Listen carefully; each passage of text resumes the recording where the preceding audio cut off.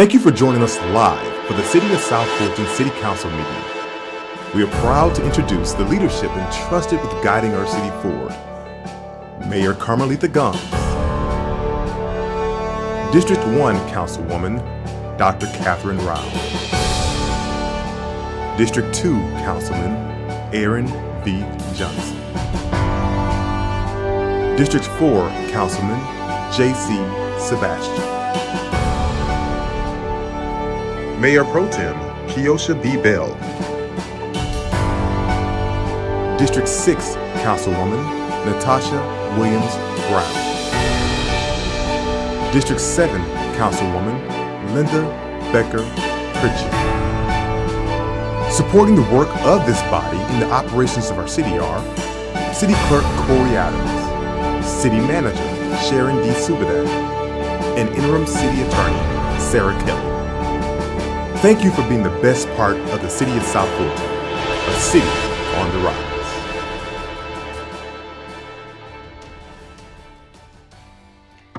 All right, good afternoon and welcome to the City Council work session for, what is today?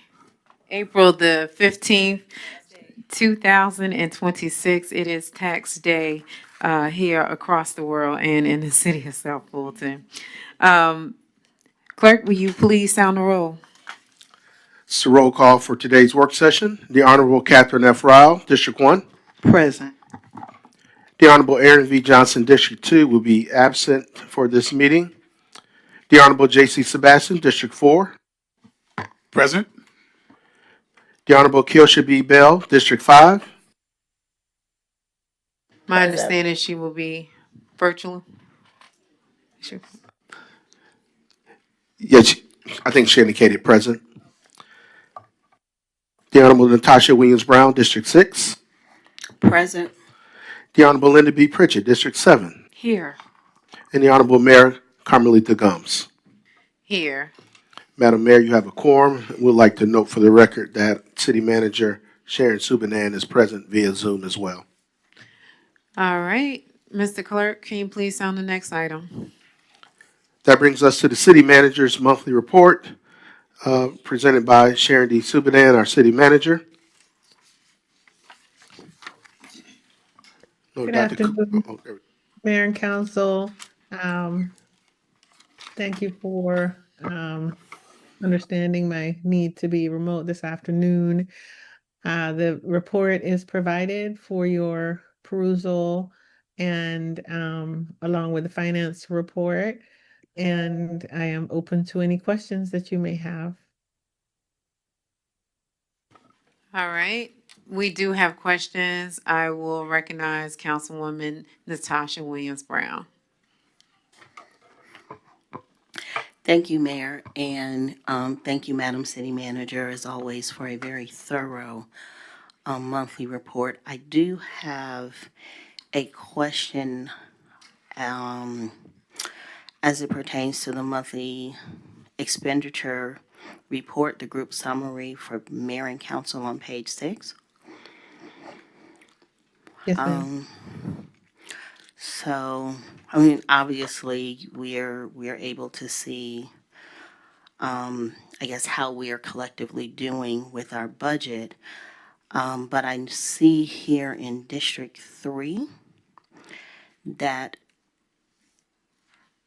it's recording that 73.08% of the budget has been spent.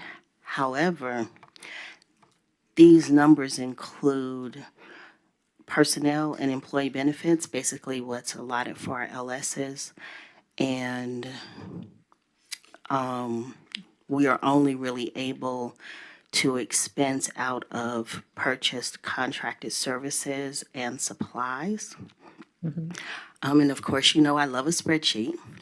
So once I backed the District 3 LS salary and benefits out against a starting budget of $68,600, there's currently $5,285, which means that 63,315% let me try that again, $63,315 has been spent in 5 months for a burn rate of $12,663 per month, which leaves a runway of 0.4. Again, 7 months left to operate. So in essence, if my math is good and I'm reading this correctly, the District 3 budget only has 2 weeks of funding left with 7 months left to go, assuming that these numbers don't include March. So I have a couple of questions. Yes, ma'am. Number one would be, is anyone looking, finance, auditor, your office, anyone looking at these numbers the way I just laid them out, number one? Number two, if there's only 0.4 runway against 7 months, that would mean that the person coming in, whoever is elected on May 19th, has no money to operate for the rest of the year. And how will we be reconciling the fact that this budget has seemingly been emptied out in 5 months? Sure. So to answer a couple clarifications, the salary and benefits line is not for the LS, it's for you. And the numbers are different because people have different benefit options. So I did want to make that clear. But you are correct. There's about less than 6,000, 5,000, about 5,300 left for whoever assumes the role. We do look at it, and as of February, things looked a little bit on the high side, but they were on track. There was quite a bit of expenditure in March, to include expenditure on P cards, which we don't see in its instance, right? As you know, when you reconcile your P card once a month, those P card transactions come over. And so, recognizing what has occurred, we don't have a policy on when a council person leaves mid-year. And so I recommend that we institute that. We expect that whoever comes in, we will have to work with this council to ensure they have enough funds to take them through the end of the year. And when I say work with the council, I mean we would have to do a budget amendment in order to make them whole. Okay. Okay, thank you for that. I guess my follow-up thought, I know that our little ad hoc committee that was working on the update to the P card policy has finished up and we've brought that forward. Do we need to go back to the table in our little group to talk about what a policy would look like and what we want to do? Because even though I wasn't on the council, at the time, my recollection is this was also the situation that happened when former Councilwoman Rosie Jackson departed and emptied out her budget as well at that time, assuming that I'm remembering all of that correctly. So do we need to come back together to talk about what a policy would look like and how we would work through it? Sure, happy to reconvene the group. I think we work great together. I don't think this will be complicated. I think we work on how to do a pro rata share, and what systems we put in place. And in all fairness, the staff in the budget office did recognize that there was a problem, but by the time they recognized it was a problem, unfortunately, it was too late. Okay. Yes, Madam Mayor, I'm yield. My understanding, and of course, when I decided to run for this position, that there is a limit on what a sitting council member could spend, which I believe was they couldn't spend no more than 25% of the budget that was assigned for their particular district. And I know that there were stop gaps that were placed on P card spending and things of that nature. Is that not the same for someone that decides to resign? So is that the amendment that we're looking to do, is also putting some type of stopgap for a council member that is resigning? Okay. Yeah, I would, Yeah. I would think so, because if I'm hearing correct, if I'm understanding correctly what I heard, the expenses didn't hit until it was too late to bring it forward and to catch it. So it sounds like there was perhaps expenses in February that didn't hit until March. Or was it a policy in place for people that resign? And see, and I don't think that there is, because I think the policy you're talking was when we were running Mhm.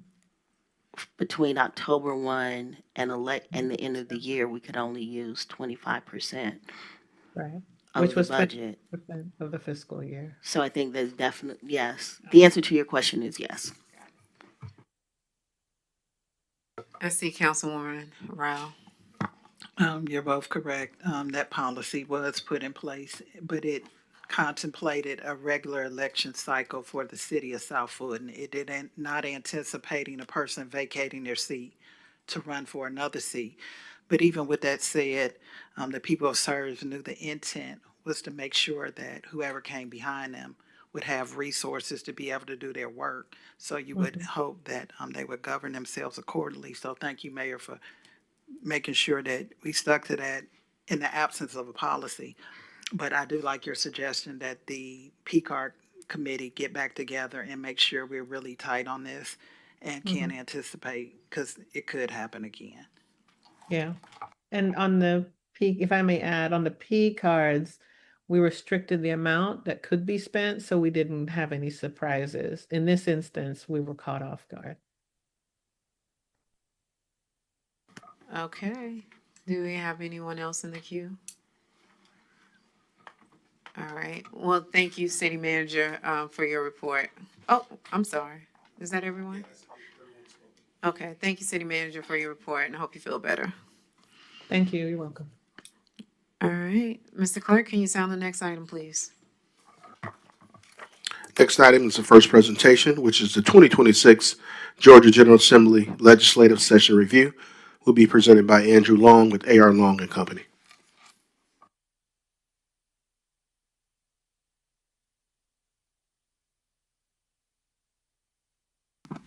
Thank you. Good afternoon, Mayor and Council, Madam City Manager, Mr. Clerk, Ms. Kelly. My name is Andrew Long, A.R. Long Company. I represent the city of South Fulton down to the state capitol. This was a very interesting session, but I will say this was a very positive session for the city of South Fulton. There is excitement now, and there's sort of a popularity with this city that people want to know and get introduced to the new mayor, Ms. Gomes, and representing the city this year was a lot different than it has been in previous legislative sessions. We had a positive year down at the state capitol. We did not get everything that we wanted, obviously, but let me go through a couple of the priorities that directly impact the city of South Fulton. Then I'll talk about some general bills that indirectly impact us. Some failed and some passed.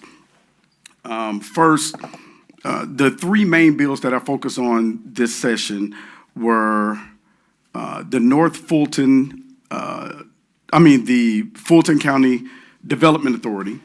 That was one. Two is the squatting bill, and three was HOAs, and I'm gonna get to each of those individually. Number one, with Fulton Development Authority, I need to make this into a story format. All of you know me, and you know how very direct I am. You all voted at the beginning of the year and decided to not include this issue on our list of priorities. Your decision was to allow Mayor Gumbs to have conversations with whether it's Chairman Rob Pitts or whether it's Kwanzaa Hall over the Development Authority. Let's have some communication and see if we can fix this without legislation. Obviously, in January every year, there's a King holiday. This year was on the 19th. Well, the Friday before is a private sort of celebration. It was open to the public, but it's at the Capitol. And your Governor Kemp, this was his 8th consecutive year of being at this event. But I'm saying all that to say, Representative Robert Dawson saw me at that event, and he came up and pulled my coattail. He said, "Andrew, I have some legislation. You're gonna love it. The city's gonna love it. Everything's gonna be great." I said, "Okay, well, slow down. What are you talking about?" And he said, "I have legislation regarding the Fulton County Development Authority, and you're gonna love it." And I said, "Well, wait a minute. As far as City of South Fulton is concerned, the City Council voted not to add that in their list of priorities for this year. So I'm not even, because they didn't vote on that by consensus, I'm not even allowed to talk about that. And so, or at least advocate for it." And so he said, "Oh, don't worry about it. You're going to love it. All the cities are going to love it. It's going to be a great piece of legislation. You're going to love it."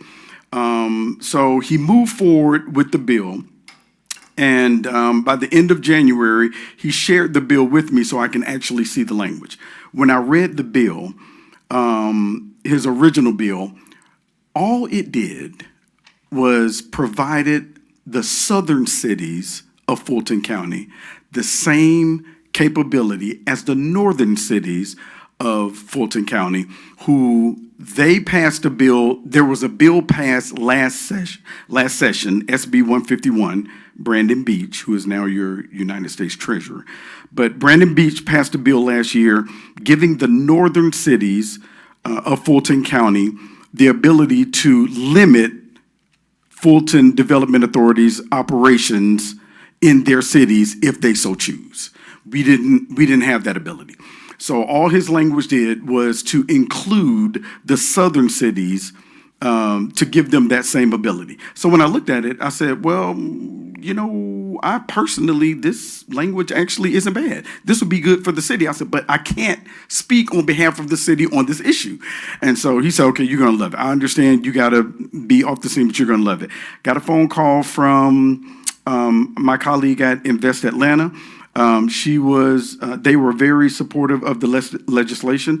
When I talked to my colleague from the actual city of Atlanta, I said, "Justin, where are y'all on this?" He said, "Whatever Invest Atlanta says, we're going to follow their lead." I said, "Okay, cool."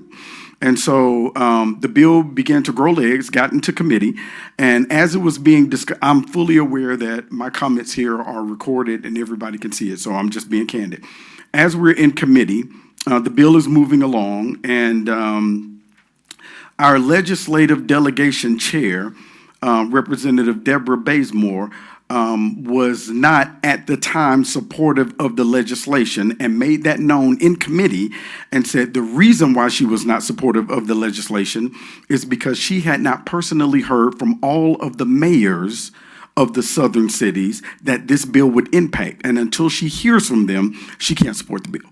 So she didn't support it, and the bill still passed out of committee and moved on to the full House floor.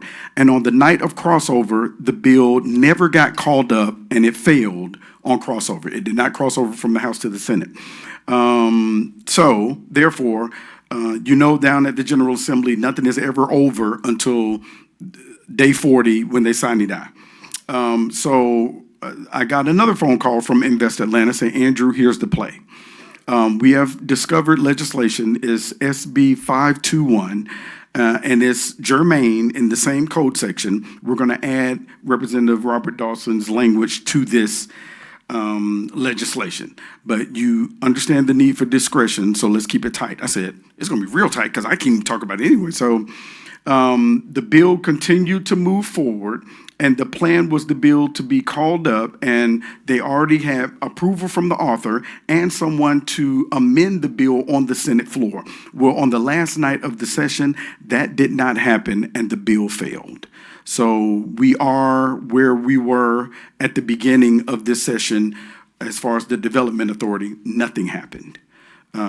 So that bill failed. I'm sure you have questions about that. The second one was a squatters bill, and this was not authored by a member of our legislative delegation. It was authored by a member of the Cobb County legislative delegation. His name is Representative Devin Seabaugh. He is a governor's floor leader, and he introduced the legislation. It was SB 61. This was also language from a bill that had already crossed over, and he added his language to this bill. The bill passed out of Senate rules with a few changes, passed out of the full Senate floor, and once it did that, it had to go back to the House to get an agree or a disagree.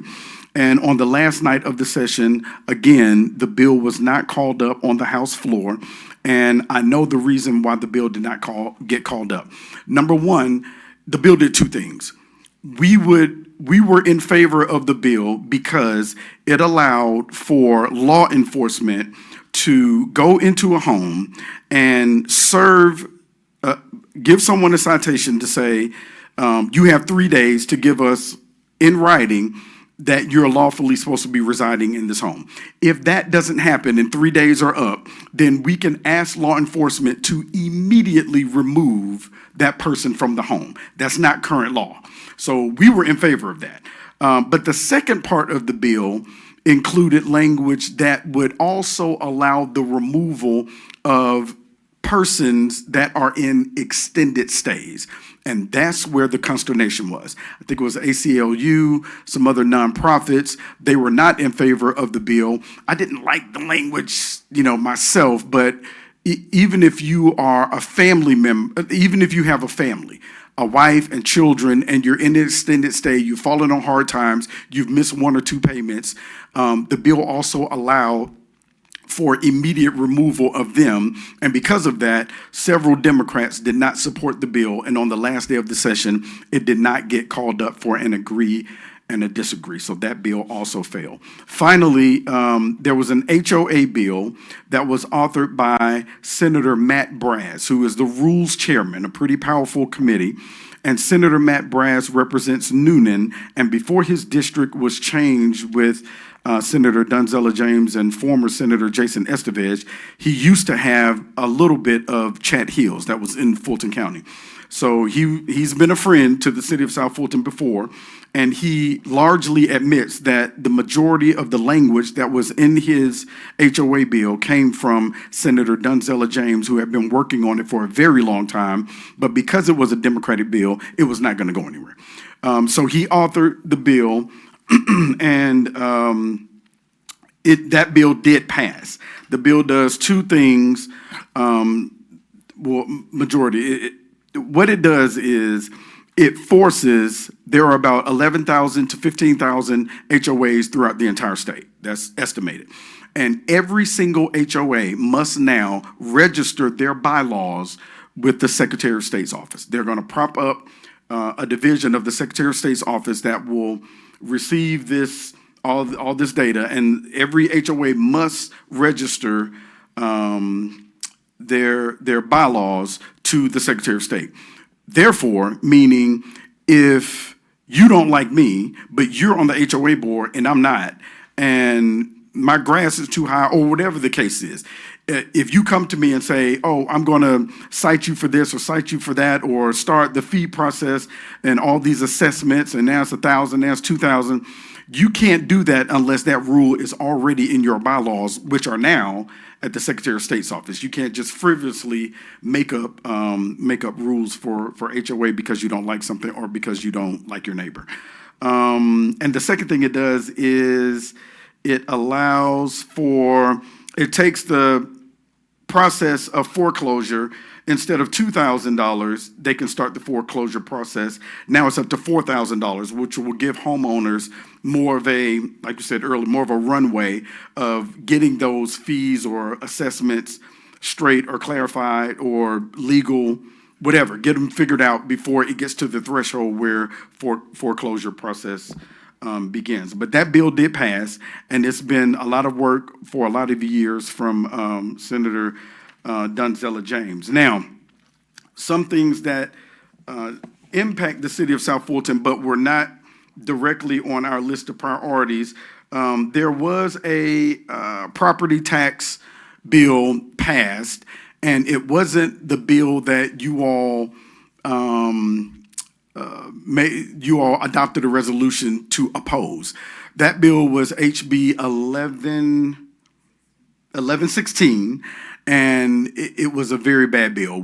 We fought that bill. I made it known to ACCG, the counties, and also GMA, and every member of our delegation that we are very much in opposition of that bill. So the bill did not pass. However, on day 40, SB 33, a similar bill, which was germane and had similar language in the same code section, some language from 1116 was attached to SB 33, and it did pass on sine die. Now, SB 33 in its final state was not nearly as bad as HB 1116, but it did have some property tax relief in there. As revised, SB 33 mandates the floating homestead exemption for all local governments. It accelerates the use of FLOSS, the floating local option sales tax proceeds for millage rollbacks by 1 year, and it establishes a new local homestead option sales tax, an LHOST, to fund homestead relief before applying proceeds to other properties. The bill also modifies the QPE 5 mil share calculation and increases the cap on school system reserve fund. So I'll do my best to answer any questions regarding that. And finally, the other priorities that we had on our legislative agenda that the legislative delegation chair responded. There were 4 or 5 items that she said could be handled on the city or county level and did not require state legislation.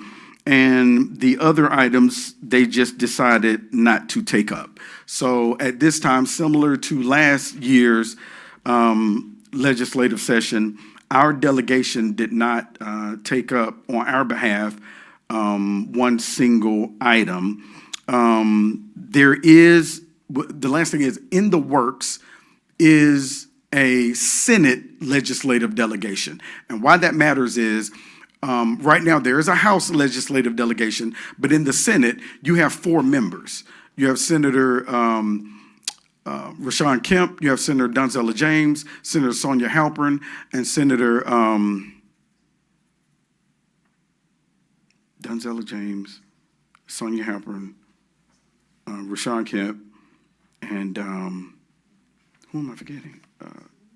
No, Jason Estevez is Jaha Howard. My guy, Jaha Howard, the newly elected senator, Jaha Howard. And I spoke to each of them directly about a City of South Fulton Senate legislative delegation. They were all supportive and in agreement.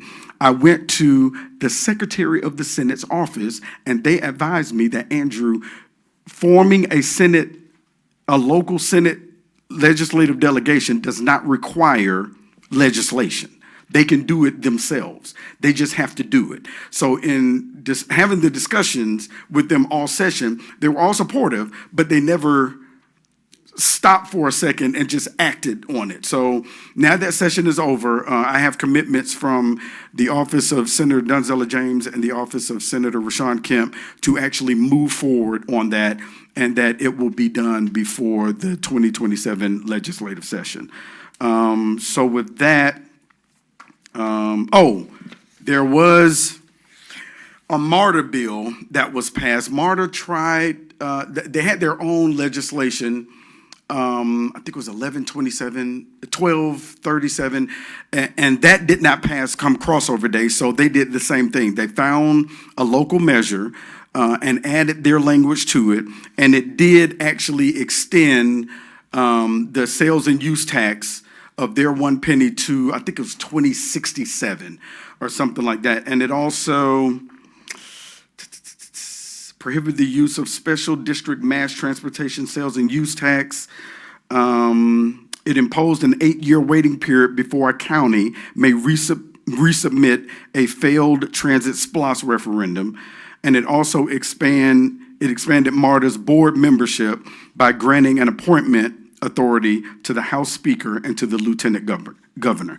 This was all language that was in the first bill that they tried, authored by Representative Deborah Sealcox out of Sandy Springs. But that's all I have. Above all, I wasn't fighting a lot this session. There weren't a lot of negative things hovering over the city. It was very easy to represent you this year. I enjoyed the City of South Fulton Day at the Capitol, as well as the South Fulton Chamber had their day at the Capitol. So with that is my report for this legislative year, and I'm glad to be open for any questions, please. Thank you. Thank you, Mr. Long. I definitely agree. It was a wild time down at the Capitol this session.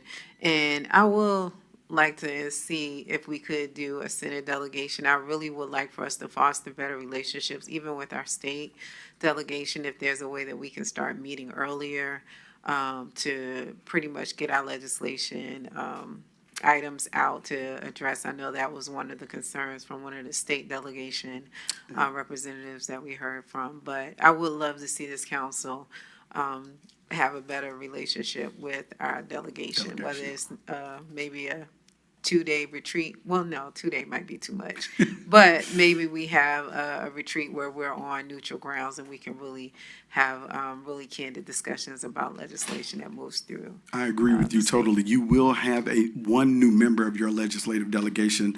Representative Tanya Miller is running for Attorney General, and that will be an open seat. I don't remember if that's for May 19th primary or if it's going to be a different special election, but you will have one new member in your delegation. Tanya's gone. Okay. Or Representative Miller is gone. All right, thank you. And also Derek Jackson's seat as well. That's right. You're right. Derek Jackson is running for governor. You're absolutely right. So it may be it's a good time to foster new relationships. So thank you. I agree. I want to recognize our Councilwoman Linda Pritchett. Thank you, Madam Mayor. Thank you, Mr. Long, for your presentation. Yes, ma'am. I saw you a lot at the Capitol Yes, you did. this year at the legislative session. And so with regards to this bill that was introduced originally by Representative Dawson, that was House Bill 1136, I do want to note that that was a bill that no one particularly anticipated. I think that they came out of a need after seeing that there were development deals that had taken place with projects that were being zoned in our city, and we were unaware of that. So I would like for us as a council to look at what we would do in the future when there are bills that come out of a necessity of what's happening currently, because it may not have been something that was on your legislative agenda as far as what we voted for or we approved, but we do have to be not just reactive, but we have to be ready when there's a bill that would be in our favor or something that we definitely need, that we would have your support on that, or your assistance on that. And I do want to note that on that bill in particular, I came to the Capitol and testified during that hearing, and I also brought 2 members of 2 separate development authorities that we have in our city, one that's here today, well, 2 of them are here today. And we just want to make sure that something that as critical and as important as that bill, that there is transparency, because many of those mayors from other cities, they actually were aware and had conversations, and some of them came up to the Capitol, kind of regardless of what was said, and they did express a certain view one way or the other. But so I just want to make sure that we're able to address that in the future because sometimes stuff is just happening. Also, I'm very delighted by the passing of House Bill, let me see, Senate Bill 406. That is something that I believe 2 years ago, I tried to assemble a HOA task force, an official task force of this city, and that failed. But I said that I would continue that work with the citizens that felt the need to advocate for people who were suffering HOA abuse, a lot of really bad practice. And so for 3 years, we were at the Capitol testifying at all those hearings. And I really appreciate those people, and I'll acknowledge them later on in our main council meeting, because what we were able to do is to make it plain. Instead of going down to the Capitol complaining about the abuses that were taking place in communities, HOA communities, and the things that people suffered, we gave them. Senator Brass was very gracious in listening to the solutions that we offered, and those solutions are what he included in this bill. And now everyone's talking about it. People in other states are talking about it. So I'm really glad, and I take great pride in saying that I believe we got it over the finish line because of the efforts of the citizens of South Fulton and how passionate they were and how knowledgeable that they were on that topic. And so I'm really excited about what will happen from here. And so those are my comments. And It's on the governor's desk, and Senator James did work really hard on that, and as yourself, as well as yourself, on that legislation for a long time. But Matt Brass knew that if Senator James authored the bill, it was, I mean, that's just the environment that we're in right now. It wasn't going to pass. So I'm glad that it passed as well. And to your first point, for the Development Authority, it was a lot of money involved in that, and I knew that because my good friend, and it's a small family down there, my good friend Brian Hudson has been the lobbyist for the Fulton Development Authority for years, even before Mr. Hall got there. But seeing this issue come up, they lobbied up again. They hired someone else. They had 2 or 3 folks that were representing the Fulton Development Authority to make sure that this bill didn't pass. So I knew, with them trying to get all that muscle, something was going on. They even came to me in the middle of the session and offered an amendment. And they said, Andrew, you know what? Okay. Like, we hear you now. We get it. We haven't been listening. We've been bad. We've been doing wrong the whole time. Let us offer this amendment that will do X, Y, and Z, and that will make it better for the city of South Fulton. Read it, review it. And I said, yeah, but I can't talk about this issue. I said, but I can read it. And so, but ultimately, like I said, it didn't get called up, and Representative Dawson's bill failed. But I think something is going to happen. And I think they know that they can no longer ignore what cities want now as far as economic development in their own municipality. so, and to that point, I do want to acknowledge them by name, Dana Tucker Davis, Attorney Dana Tucker Davis with our Development Authority, and James Reese, the chair of our Downtown Development, I'm sorry, he's on Development Authority, okay. No, I'm thinking of someone else, but everybody did come. About 4 members came down. And so I also want to make this clear that our relationship with Fulton County's Development Authority, I think we do have a good relationship. I think we're just, with this bill and our efforts were targeted toward is strengthening that relationship and creating more open communication and transparency so that everyone gets what they want, and working together will get the best outcome for our development in this city that's growing by leaps and bounds. And thank you again for recognizing me. Thank you, Councilwoman Pritchett, and I just want you all to be aware that we are putting in some stop gaps moving forward, so we won't get caught off guard by any development authority that's inking a deal for the city of South Fulton. So we are working on that. Councilman Sebastian. Thank you, Madam Mayor. And thank you, Councilmember Pritchett, for both of those items that you mentioned.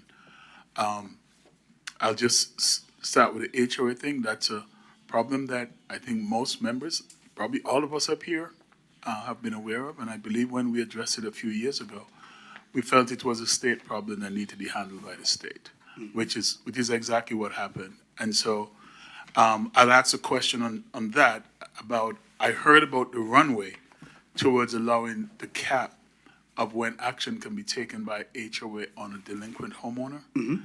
But for those HOAs that are behaving well, in which people just ignore, it appears to me as we're giving bad homeowners, right? Not homeowners who want to do the right thing but are unable to do the right thing, but bad homeowners, we appear to be giving them more of a runway to be even worse, right? That, because I haven't read the bill, but I'm hoping there's something in there for HOAs who are acting well, acting according to the laws, and are doing what they need to do, that they have a little bit more of a muscle to make sure at the end of the day, homeowners do the right thing as well by paying the bills. But again, I'm all for keeping control over the rogue HOA bodies, because some of the things that I have personally heard about HOAs in my district, I'm asking people, how can this be even legal, right? What is happening? So I'm hoping that this bill will take care of a lot of that stuff. With regards to the Development Authority, again, I agree with Councilmember Pritchett. I personally had some conversations, and I've said this to our Development Authority. I said so in an open meeting. I'm not sure why people are approaching this as an either-or, because, and someone can correct me if I'm wrong, but I'm quite sure the things that our Development Authority can do and how they can do it are slightly different than what the Fulton County Development can do, right? The Development Authority of Fulton County, to me, the danger there is that it is a county and especially a regional type of problem, right? It's not just a city of South Fulton problem. So again, all of the mayors and all of the elected officials should be concerned, especially because we have taken one half of this giant county of ours and we have put it under protection and we have left the other half wide open. That in no book is right. The first time I heard about this was over a year ago, I believe, at a GMA conference. We were doing law, right? And I was like, how can somebody even agree to do this? But you know, the people who control the law downtown, they do what they want to do. They have the right to do that. But for us, we have the right to protect this city. And hopefully, the other cities around us, we will all come together in some conversation, whether it's a regional GMA meeting, and we'll talk about this and we will agree to it, because when those tax dollars are given away, it's not just one city that's affected, it's the entire region. But here's the thing, we are the largest city and we have a lot of land that people are looking at to develop, right?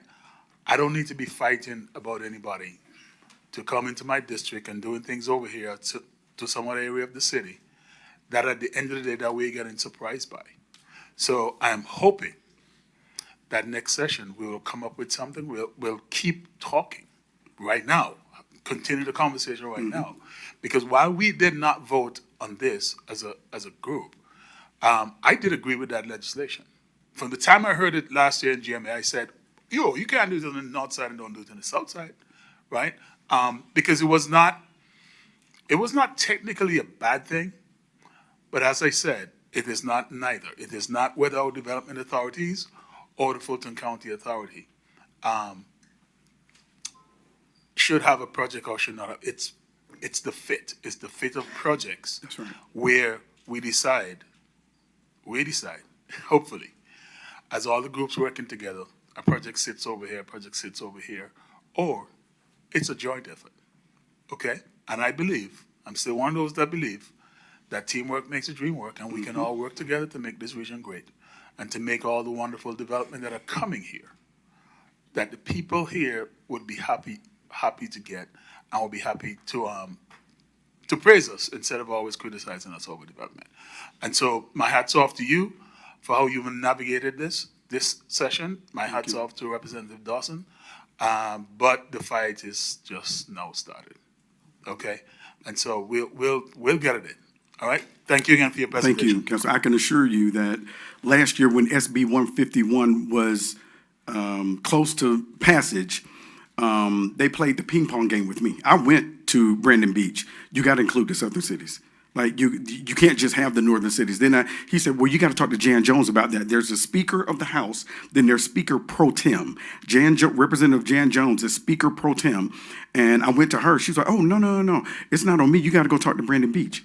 Back and forth, right? Until they finally passed it, and it only included the northern cities and not the southern cities. And so it's my understanding now that I think it's something that Representative Dawson worked on during the interim and got language and then was ready almost day one of this session. But we were unaware of that. We had no idea.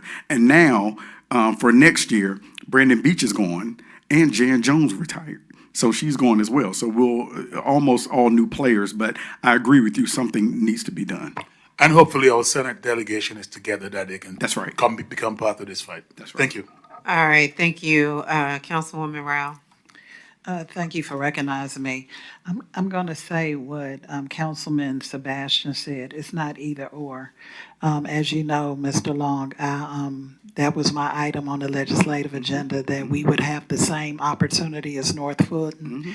And, I deferred to my colleagues because we decided not to move forward collectively at the time. I just think we need to listen a little bit more intently, because passing a bill only meant that the cities could come back and exercise it if they so chose to do so. That's right. And so I also supported the bill from day one. And so sometimes I think it's the messengers killed the conversations, and we need to do better about that. Yes, ma'am. I think the other part of it is to, back to general improving our relations, I think our conversations need to be happening like in the summertime. Because when we got the correspondence back about what they wouldn't support, I didn't even feel they had a good grasp of what the issue was. And I feel like just a little conversation would have went a long way to understand why we were proposing it and the impact it was having on our city. So to the extent, I would hope that we would be able to schedule those meetings. Well, I know we're in an election cycle, but to have those meetings as soon as possible. Okay. To make sure that we're talking through the issues, because if you look at our legislative agenda from the year to year, they're not changing because we haven't been able to move on those things. So I think it would be fairly easy to come up with an agenda, especially outside of a session, to say, these are the things we really need to have happen, and then talk through those issues. Like you said, call a retreat meeting. I don't think it requires all day, a half a day commitment. I'm just gonna really push for that. We need to have that happen. Yes, ma'am. I'll do everything I can. Obviously, post-primary, everybody's running right now, so May 19th, after May 19th, I will communicate with both sides, the House and Senate, and say, this is what we are looking to do. We just want to sit down and talk and communicate. And with that said, Mayor, is this something that we could look at prior to begin look at those issues, even if we just look at our packets over the last 3 years and come up with those items that we haven't been able to get to the finish line? I agree. I know we have been talking about having possibly a late summer retreat to just bring everybody together. I think that'd probably be a perfect opportunity for us to get with our delegation as well. Yes, So ma'am. stay tuned on that, but I do think we need to, because there's so many issues and so many things that we're addressing as a growing city. I think we need to incorporate a summer retreat in there.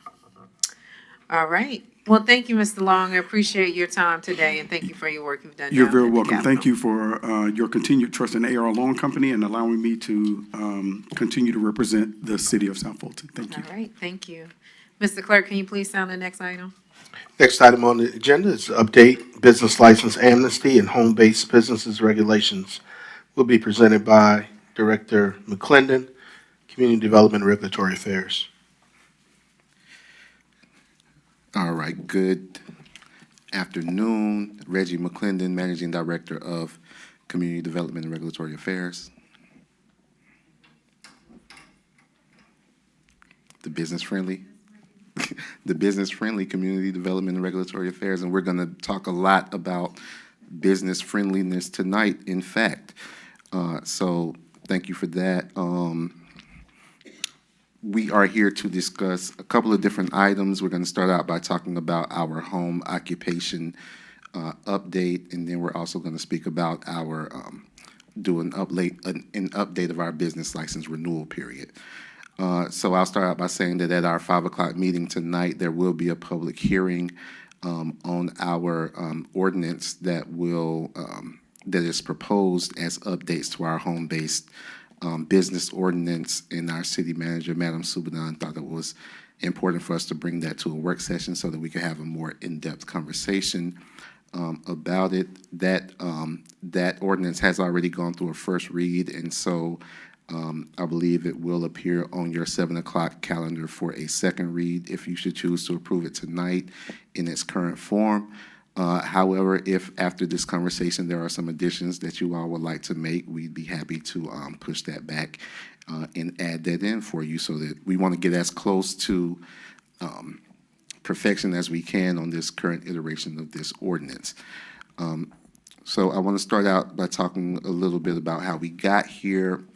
Our business license function was brought under the CDRA department, I believe back in 2023. We found that business license requests were not necessarily going through a zoning review, and so we made sure to implement that requirement for all of our business license requests. In 2025, we actually went back and reviewed all of the licenses, including businesses that were already operating in the city, and we did a zoning review on all of those businesses.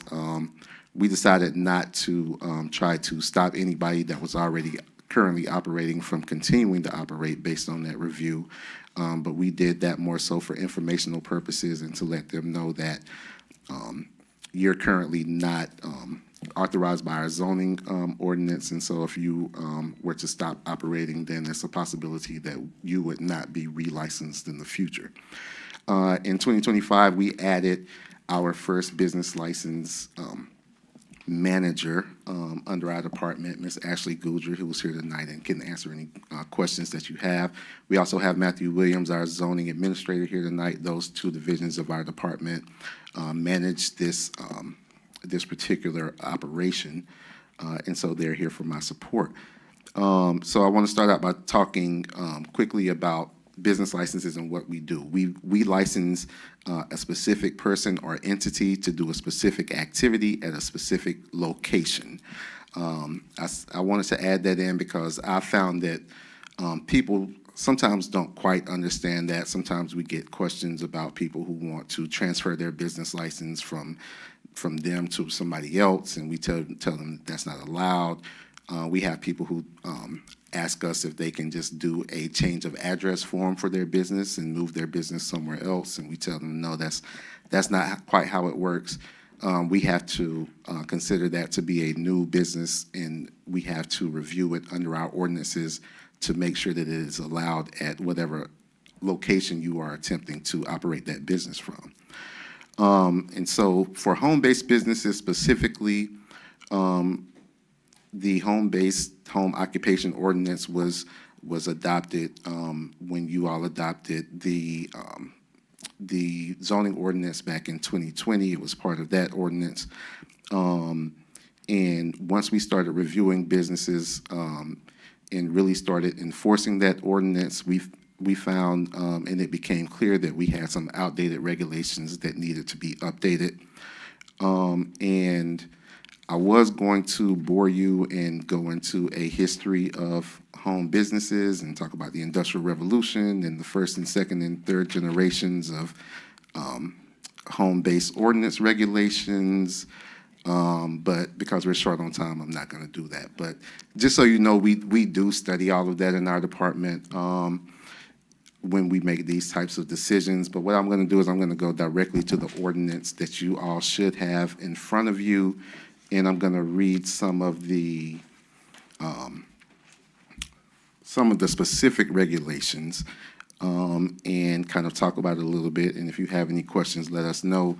What I'm thinking is we'll probably discuss home-based businesses, and then if you have any discussion on that, we can talk about that before we go into our quick discussion of our license renewal period and business license amnesty.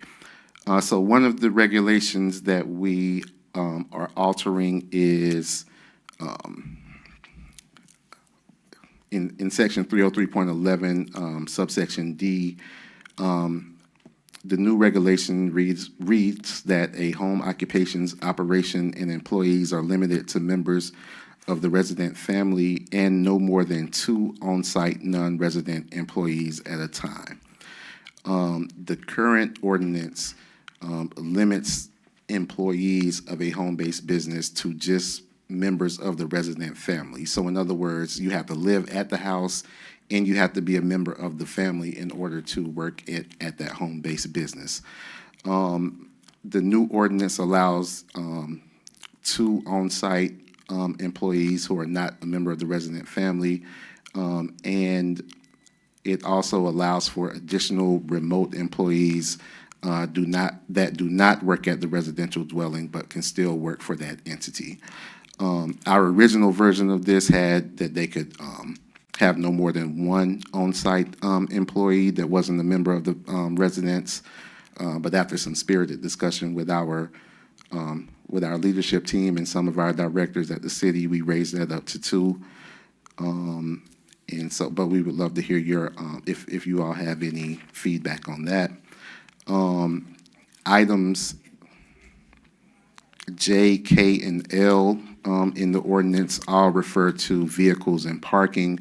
One of the things about home-based businesses is that we want them to operate in a manner in which the character of the neighborhood and the character of the home still appears to be residential. And a lot of times, what kind of gives away that a business is running out of that residence is the vehicle traffic that goes on surrounding that. So we already have quite a few regulations in our code of ordinances that will deal with vehicles, with parking, with the types of vehicles that you can have in a residential zoning district. So what we tried to do was to make sure that the home-based business regulations were aligned with those other regulations, and that we referred to those regulations in this ordinance. So for instance, we say that no more than 2 commercial vehicles used in conjunction with the home occupation may be parked on the premises at any time. And we refer to section 607.03. What this basically means is that you can have 2 vehicles. They do have to be vehicles that are designed to transport passengers or property in furtherance of the commercial enterprise. And you can have 2 of them on the premises at a time. This is going to include vehicles that you generally think of as being associated with a business because they might have a business name on that vehicle. This is not going to include specialty vehicles, large vehicles, heavy-duty trucks, semi-trucks, tractor-trailers, box trucks, but it's going to include those passenger vehicles. The next one specifically prohibits those commercial trucks and heavy vehicles, and it also says that you have to follow other regulations related to parking of vehicles. Generally, in the city of South Fulton, people are in a residential district. You're not allowed to have more than 4 vehicles parked on that property at a time. If you have large vehicles like RVs or recreational vehicles, they generally have to be parked behind the house or either on the side of the house. And so we ensure that we reference those code sections here. Moving on to section M, no goods, materials, or supplies can be delivered to the home except in a passenger automobile or by a residential express mail company like UPS or FedEx. So in other words, your business would get deliveries in much the same way that we all get deliveries at our homes. We do have some specific prohibited uses. The way home businesses work is that there's not a list of allowed uses because we found that would be too restrictive. What we have is a list of specifically prohibited uses. That includes auto repair and similar operations, eating and drinking establishments, keeping of animals, funeral homes, motel-type establishments, a medical or dental office other than psychiatry or psychology, or telemedicine in private clubs. We have a section here about retail activities that limits retail activities to handmade items or items that are made in the home, and items that are incidental to any other service that's offered at the home. This is written in a way to specifically not prohibit people who sell items through the mail. So if you're storing goods at your home because you mail them out as part of an online service, we allow for that. If you have a business where you see customers at your home, we in item P, we say no more than 2 customers. Clients or pupils may be permitted at the site at any one time. And then we have some general prohibitions saying that no home occupation shall generate traffic, sound, smell, vibration, light, or dust that is offensive, and that you can't have any equipment or instruments that emit sound that is detectable beyond the dwelling unit. All right, and so then finally, we specifically went in and allowed home occupations in our AG1 and our mixed zoning categories because that was not included in our current code of ordinances. So, with that being said, once again, we'll have a public hearing on that at 5. And if you all have any questions or if you have any additions or ideas about home-based businesses, please let us know. All right, thank you, Director McClendon from the Business Friendly Community Development Planning Group. Councilwoman Pritchard, I'm recognizing you at this time. Thank you again. Mr. McClendon, thank you for your presentation. When you were talking about home-based businesses and the types of vehicles that can be parked in your driveways, you mentioned a limit of 4 vehicles, right? But I know that I have encountered in my district a problem with a home that has stretch limos in their driveways. And because of that, that in itself, is that like, say, 2 stretch limos that take up the whole length of the driveway, is that prohibited or is that allowable in our current regulations? So, it depends, is the lawyer answer. What's currently in our code of ordinances, and this is not in the home business regulations, but this is in one of the sections that we cite to. There is a prohibition, this is section 3-6009, that says that a commercial vehicle exceeding 30 feet in length is unlawful to be parked in a residential zone. So I think that stretch limousine, it probably depends on how long it is, but if it exceeds that length, then it would be prohibited. Thank you for that answer. And then, so the spillover problem from that is that home frequently has visitors every day, and for some reason, the visitors wind up being cars that are parked, obstructing the flow of traffic. And sometimes those cars are facing the wrong direction of traffic, impeding the flow of traffic, where sometimes the school buses can't get through because of the way they're parked, or the people that live across the street can't back out of their house without making excessive maneuvers because those cars are there. And sometimes those cars have their hoods up, which would kind of indicate that somebody's doing some mechanic work, although no one's ever actually seen it happen. I've actually seen the hoods up. So in those instances where you talked about a home being offensive because of that, would this situation be characterized as offensive if it's so problematic to the community? Yes, if it's a home occupation. So it might just be a house that has a lot of activity going on just because they got a lot of activity going on. But if they have some sort of registered business taking place at that home, then we would certainly need that to be reported, and we would look at it as a violation of our home business ordinance. Now, it's also likely that they're probably violating other sections of our code of ordinances that would be enforced by probably the police department or maybe our code enforcement department. So we would certainly want to take a look at that. Okay, and then my last question is, with regard to business, like, I guess our code for restaurants. So this is a problem that I encountered in my district as well. So the health department issues out, say, whatever their regulations are for a restaurant. And Fulton County allows smoking at particular time frames, but this city has a regulation that prohibits smoking, period.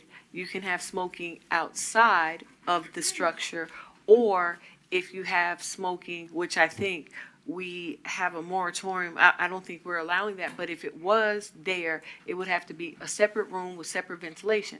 So the issue, the confusion comes where restaurants believe that they're under Fulton County's regulation, and they listen to what Fulton County instructs them as far as, hey, you can have smoking as long as it's after 6 p.m. and there's no one here that's under 18 years old. However, that regulation doesn't apply because in this city, smoking is prohibited, period.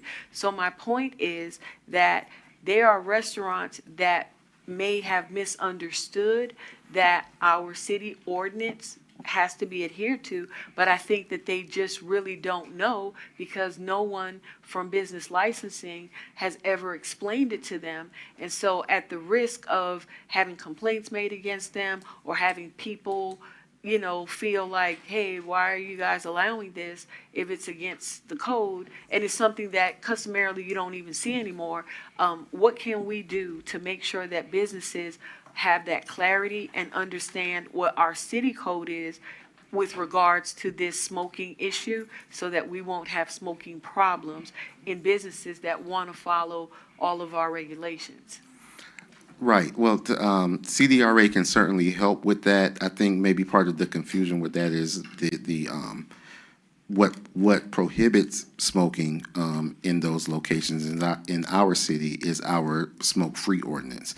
And our smoke-free ordinance is actually, it's not in our zoning code. It's not regulated by our business license department. It's regulated by the police department, if I remember correctly. And so, but what we do in business licenses is we take that into account. And if someone comes in and they specifically ask to be a hookah bar, if they ask to be a cigar bar, or any establishment that allows for smoking indoors, we will deny them that license because we are aware of the smoke-free ordinance. Now, for the businesses that are already licensed, and maybe they have historically allowed smoking in their location, and they just might not be aware of that smoke-free ordinance. We might have to look back at the records on that because I think some of those businesses may have specifically been grandfathered in when that smoke-free ordinance was passed.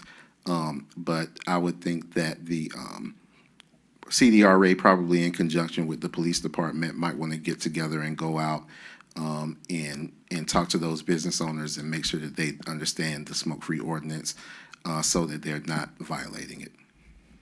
Thank you. All right, do we have anyone else in the queue? All right, Councilman Sebastian. Thank you, Madam Mayor. Is there any consideration as to the zoning type when it comes to home-based businesses or the size of the property? That's one question. Also, if there's a home-based business that has 4 cars in the home, but during business hours, the 2 clients that they're allowed to have show up and park in the front, and our friendly code enforcement officers, education before citation officers come by, right? If they don't ask a question, they're probably citing that home. What would be our recommendation to handle that? Are we able to somehow, if the business is registered, that's another thing, and have a business license, and it's known that it's a business that's in operation, at least a question should be asked, an inquiry should be done before they're cited? Is that something that we can do or we should make happen? It sounds like it's going to be difficult to really handle, but even if they're not asked the question, and the residents show up and said, those were my customers that were parked in the front of my driveway. I have 6 cars there because I had 2 customers there. Is that something that we can figure out how to handle? Because I can see that happening. Also, back to the question of the type of zoning, their consideration for that, and also for the size of the lots, because especially in some of our less dense areas, we have some folks with some big lots and big yards. So there's not a zoning consideration. I think if I'm understanding your question correctly, our zoning code does specifically allow home occupations in all residential zoning districts, and then this update will include AG1 and mixed use as well. So basically, any district that the person is allowed to have a residence in, they will be allowed to have a home-based occupation. It does not take into account the size of the lot or any other considerations such as that. There are some cities who do have a kind of an advanced regulatory structure that does take into account many more factors when they are allowing home-based businesses. But we're not quite there yet, so we don't really take that into account. What I will say is that when talking about there being a business registered at the house and there being a certain number of cars there, I think it's important to note that it's not a business, it's a house. And that's kind of how we always want to try to think about home-based businesses and home occupations. Yes, there's a business running from this location, but it's not a business, it's a house, and it needs to function as a house. The part of the code that prohibits more than 4 cars to be parked in that residential zoning district, that's not in the zoning code. That's in a different part of our code of ordinances. And so even if there is a home business there that is registered and can legally operate, they still can't have more than 4 cars parked at that property. This ordinance won't change that. The city, you all would have to make changes to different parts of the ordinances for that. But it's I think the overall point is that even if there is a business operating there, we still want the neighbors to be comfortable with how that structure is functioning within their neighborhood, and we don't want there to be a lot of cars parked on the street. Yeah. Right. Well, I have one final question. I believe a couple of years ago, we did approve that we could have event centers in AG1 zoning, right? That's correct. And there are properties that are obviously zoned AG1 that are big ones that could be event centers. And again, they may not necessarily look from the outside as it's an event center. Because, for example, they may have a barn, one of those fancy barns in the back, where they use for their event center. So it may not be necessarily be obvious that it's an event center. So that's why I'm trying to figure out if there are cases like that. And I know all laws can't cover everything. So I'm hopeful that if those cases do come up, we will handle them in a way that we're not punishing the citizens for things that in one law says it's okay, but in the other part of the law says, it's not okay, we're gonna fine you. Right. Yeah, I don't think we would classify that as a home occupation. Home occupations are definitionally accessory to the residential use of the property. So if that property is being used as an event center, then it would be classified as a commercial property, and it wouldn't be regulated under the home business ordinances. So they would have to provide parking and that's adequate for that business location. I believe I saw Councilwoman Rowell. All right, well, thank you very much, We still Director going. McClendon. We got more. You have more? We got more. Okay. Can you make it quick, because we're running into our 5 o'clock meeting. Okay, So who's I will make next? it quick. I was Thank gonna you. bring up Ms. Gouger to do this part of the update, but let's speed it up. So, business license renewal period, which started on January 1st and ended March 31st. I'm sorry, This our new business license manager? it is. We would like to see you. Please come to the front. Are you shy? Okay, good. Hello. Hi. Okay, I'm kind of short, so.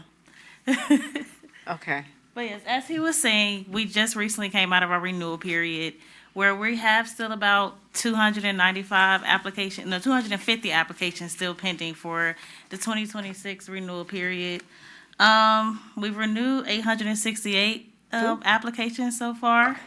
And like I said, we have 250 still pending, so we're trying to get through those. I guess I can bring up in comparison to last year. So for the fiscal year of 25, we issued about 1,446 renewals, and that included new applications. And just in 2026, on April, 15th alone, we have issued, like I said, a total of 868. So there's just a difference of 578 applications for the entire fiscal year of 25. And we're not even through the halfway of this year yet. So those are all of my updates. Thank you. So as a reminder, we do not only do business license renewals during the business license renewal period, we do those year-round. So these businesses that have not yet renewed their license in 2026, we'll be reaching out to them to see if they're still operating, and if they are, we're going to ask them to come into compliance. That was a very small snapshot of the numbers that we compile for our business licenses. So if you have any other questions, please let us know. All right, quickly, business license amnesty. We have launched the amnesty program. It is in full swing. We've worked with our public affairs department to ensure that we're amplifying that message through our business community, as well as our economic development department. And we're excited to announce that we will be starting an intern program under the leadership of our city manager and assistant city manager Davis. And these interns are going to help us with the amnesty program. And there's also going to be a city government education component of that internship program. So we're looking to start onboarding those interns next week. We've already started interviewing them. They'll be college students, and we're excited to have that. And what they're going to help us out with is, I don't want to say that, I don't necessarily want to say these numbers, but there are many. We've identified quite a large number of businesses that are potentially operating in our city that are not currently licensed. So what they're going to be helping us with is figuring out if those businesses are still operating, finding contact information for them, reaching out to them, letting them know about amnesty. If we don't hear anything back from them, we're going to email them. If they don't email us back, we're going to call them. If they don't call us back, we're going to ride out there and we're going to knock on the door, and we're going to make sure that they know that they need to be licensed in the city of South Fulton. And these interns are also going to make sure that we're keeping meticulous records of all of that. And so that when we get to the end of the amnesty period, we should have some data for you all to let you know exactly how well that went. And I think that's all. I'm excited. I don't know about everybody else, but thank you. I think we have one question. Oh, he answered the question. So thank you. I know the business amnesty, it is a heavy lift. It's quick, but I think it's something that the college students will enjoy. So thank you all for pushing that out. And thank you, and welcome to the city of South Fulton. It's good to see you. I heard a lot of stuff about you, but thank you for being here. All right, if there is no objection, we can, by unanimous consent, go ahead and adjourn and then move into our 5 o'clock. Is there any objection? All right, that is moved to unanimous consent, and we will be moving into our 5 o'clock. Mr. Clerk, can you call the roll? It's a roll call for the alcohol license zoning public hearing, 5 p.m. The Honorable Catherine F. Rao, District 1. Present. The Honorable Aaron V. Johnson, District 2. The Honorable J.C. Sebastian, District 4. Here. The Honorable Keosha B. Bell, District 5. Present. The Honorable Natasha Williams Brown, District 6. Present. The Honorable Linda B. Pritchett, District 7. Here. And the Honorable Mayor Carmelita Gomes. Oh, I'm here. You have a quorum. All right. Mr. Clerk, can you sound the next item? Madam Mayor, members of council, we have 2 items that are recommended for deferral. The first item, case Z26-007, application by Dorothy Crowley, requesting rezoning from R3 in the Sandtown Overlay District with conditions to R3 to develop 18 single-family units on 13.82 acres at 2210 and 0 Wallace Road. It's located in City Council District 1. Staff recommendation was approval with conditions. The Planning Commission recommended deferral. All right. And if there is no objection to item 3A being deferred to April the 28th, we can adopt that with unanimous consent. Is there? All right, we have objection. All right. Please, sound. I think that this case should be heard today. I believe that the applicant is here and a bunch of people just walked in. And this, from my understanding, they had a public hearing with the Planning Commission.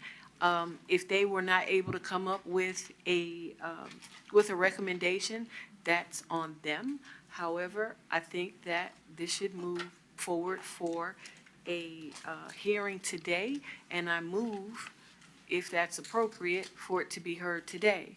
And also with all respect to the district council person, but, you know, we're in new kind of territory on our parliamentary procedure, so I just wanted to make sure I preserved that opportunity by saying what I just said. Okay. Is there a motion on the floor? It has been moved and properly seconded. Is there any discussion? All right. So we will move forward. Can I see a vote, a show of hands of moving forward to hear this hearing as of this time? Because just so I'm clear, the Planning Commission deferred the case? Yes. Discussion, Madam Mayor. Discussion. I have to admit, I am not prepared to deal with this case today because we got this agenda out early and I have not done any due diligence on this. And from what the little I know about this case, it's a little bit controversial.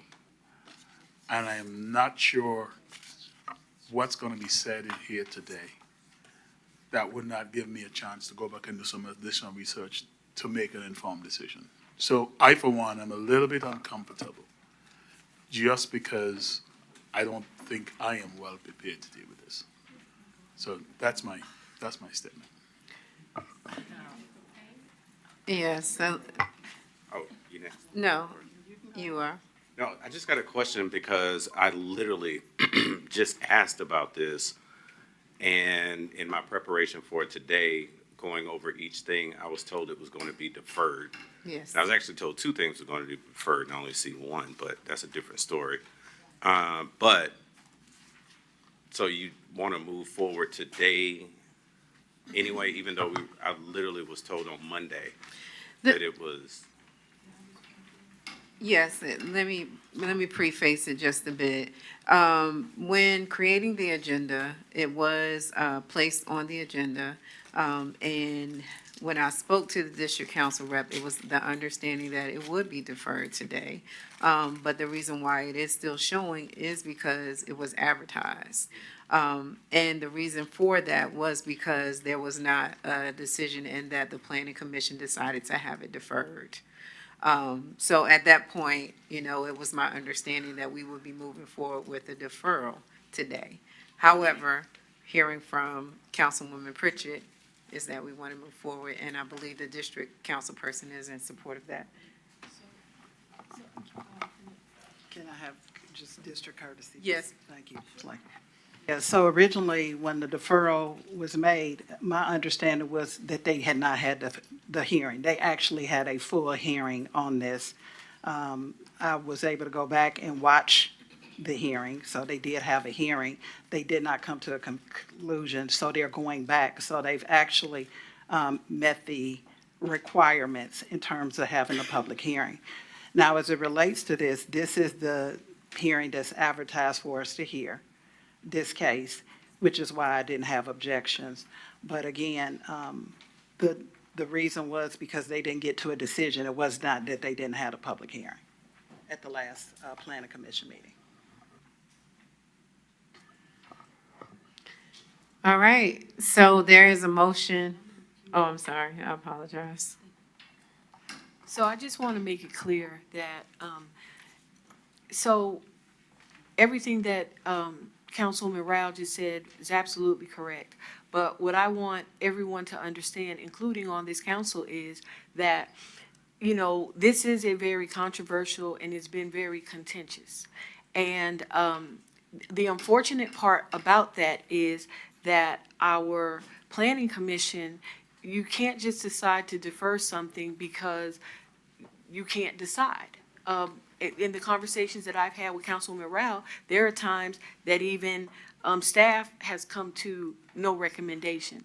And even though we have discussed this before, even though it will say deferral on our agenda, and this was something that was discussed, I believe, at that particular hearing, it doesn't mean that it's not coming before us. So, what my issue is I don't like wasting people's time. I don't like wasting our time. And I don't like people just kicking the can down the road trying to figure out another stall tactic on this matter, or another way to let's delay and come up with something else and come up with a stumbling block on this matter. I've seen it happen. And what I'm just saying is, in the future, even when we see that it says deferral from the planning commission, it's always the council, the district representatives say prerogative or, their pleasure to hear it or not. But in this case, I think that this is a tactic, and this is something that the planning commission, that I believe CDRA is trying to work with the planning commission to make sure that they have the proper education so that they don't decide to defer just to delay making a decision because maybe making a decision goes over their heads or is something that with the contention and all the pressure, they really just don't feel comfortable making. But we have to understand that these are legal proceedings and we can't play with people's time and we can't play with maneuvers when it comes to these type of cases. So I just want to make sure everybody's cognizant on that, and I'm not disregarding anyone on this council who may not be prepared based on, what they, their impressions of, I mean, but here's the thing, I don't know who told you that, but, you know, there are people from CDR here that can speak to this, and this is an issue, and we have to make sure that we can not wind up in this stumbling block over and over again, Yes. you know, just because. We have to know that even though the commission says deferral, you gotta know why they said it, or the fact that the legal requirement has been met. In this case, really should go forward, but I've said my piece. Thank you. Thank Councilwoman, Williams Brown. And then back in queue. Councilwoman Keynes. Yes. So it seems to me that there's two issues being conflated together. There is the issue of perhaps what constitutes a hearing, and then the planning commission making a decision, I think is what I'm hearing. A hearing was held, which technically meets the letter of the law, but a decision was not reached, and they then deferred it for whatever their reasons were, and I have my thoughts and my opinions about that. I think the difficulty is, which brings me back to points that I've made about the Planning Commission previously. We have a staff that's giving a legal opinion. We have a Planning Commission that holds hearings that people show up to voice their concerns, that is often either making recommendations contrary to the legal opinion of the staff or punting to the city council because, oh, well, it's got to come to us anyway. And therefore, then making us the bad guy when we go back to the legal opinion of the staff. I don't know that that can be fixed in this arena. That's probably something that we need to take up offline with CDRA. But if something's put on the agenda and it's listed as a deferral, I'm like everybody else. If it says it's a deferral and I check and I'm told it's going to be deferred, I'm not reading that. Because my expectation is it's going to come back to me at some point and I can move on to the next thing that I may have questions about, like making sure the math is mathing. So I'm not necessarily opposed to hearing it if Councilwoman Rao wants to move forward with it. But like Councilman Sebastian and Councilman Johnson, I'm wholly unprepared because I was told this was being deferred.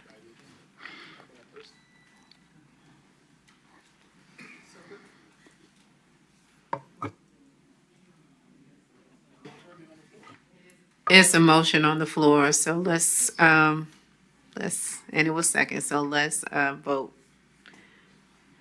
We ending discussion at this point in time? Can I see a show of hands of who wants to move forward with the hearing at this point in time? The vote was to move forward with the hearing, right? Yes. So who is, okay with moving forward with the hearing at this point in time?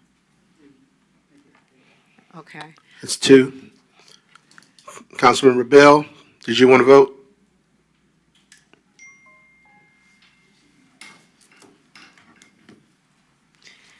Councilman Rebel voted no.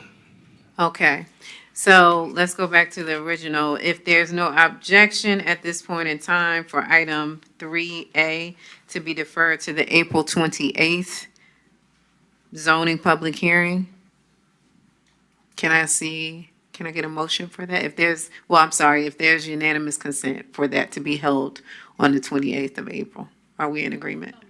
I have a question, Madam Mayor, procedural question. Okay, so, all right. Yes.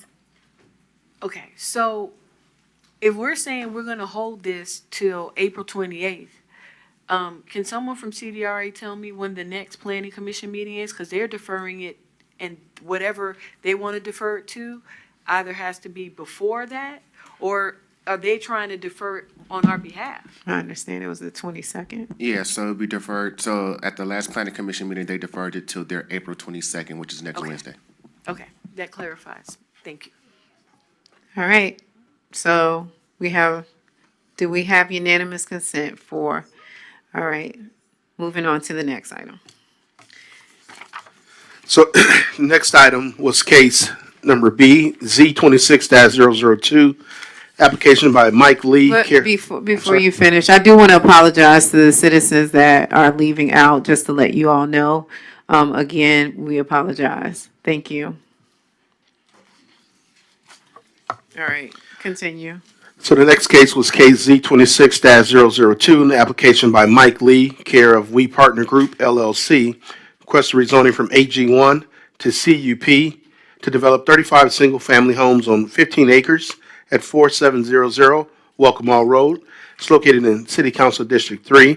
Staff recommendation was denial. Planning Commission recommendation was approval conditional. This was being recommended for deferral to July 14th, 2026 zoning public hearing after the District 3 election. All right, if there's no objections to item 3B, we can have this deferred to July 14th, 2026 zoning public hearing if we can adopt this through unanimous consent. It is after the election and that District 3 representative will have an opportunity. Okay, I'm sorry. Director McClendon? If I can be heard, Yes. the applicant is here for that case, and I think they wanted to maybe speak or ask a question if the council wants to hear that. Sure. Good evening. Thank you. I appreciate that. My name is Mike Lee. I reside at 2136 Highway 113, Carrollton, Georgia. We just found out about this deferral. We have a tremendous carrying cost in this and deferral to next month. I just heard the previous discussions amongst y'all, and I feel for y'all in that discussion. However, deferring to July is 3 months worth of major investment on our part. And we didn't know. We found out because we saw it online. No one notified us that the deferral was even happening. So, and we have got no answers as to why. So my question is the why. So presently, that seat is currently vacant as the council representative has resigned. And certainly, it would take us a minute to become up to speed with what's actually happening with this project.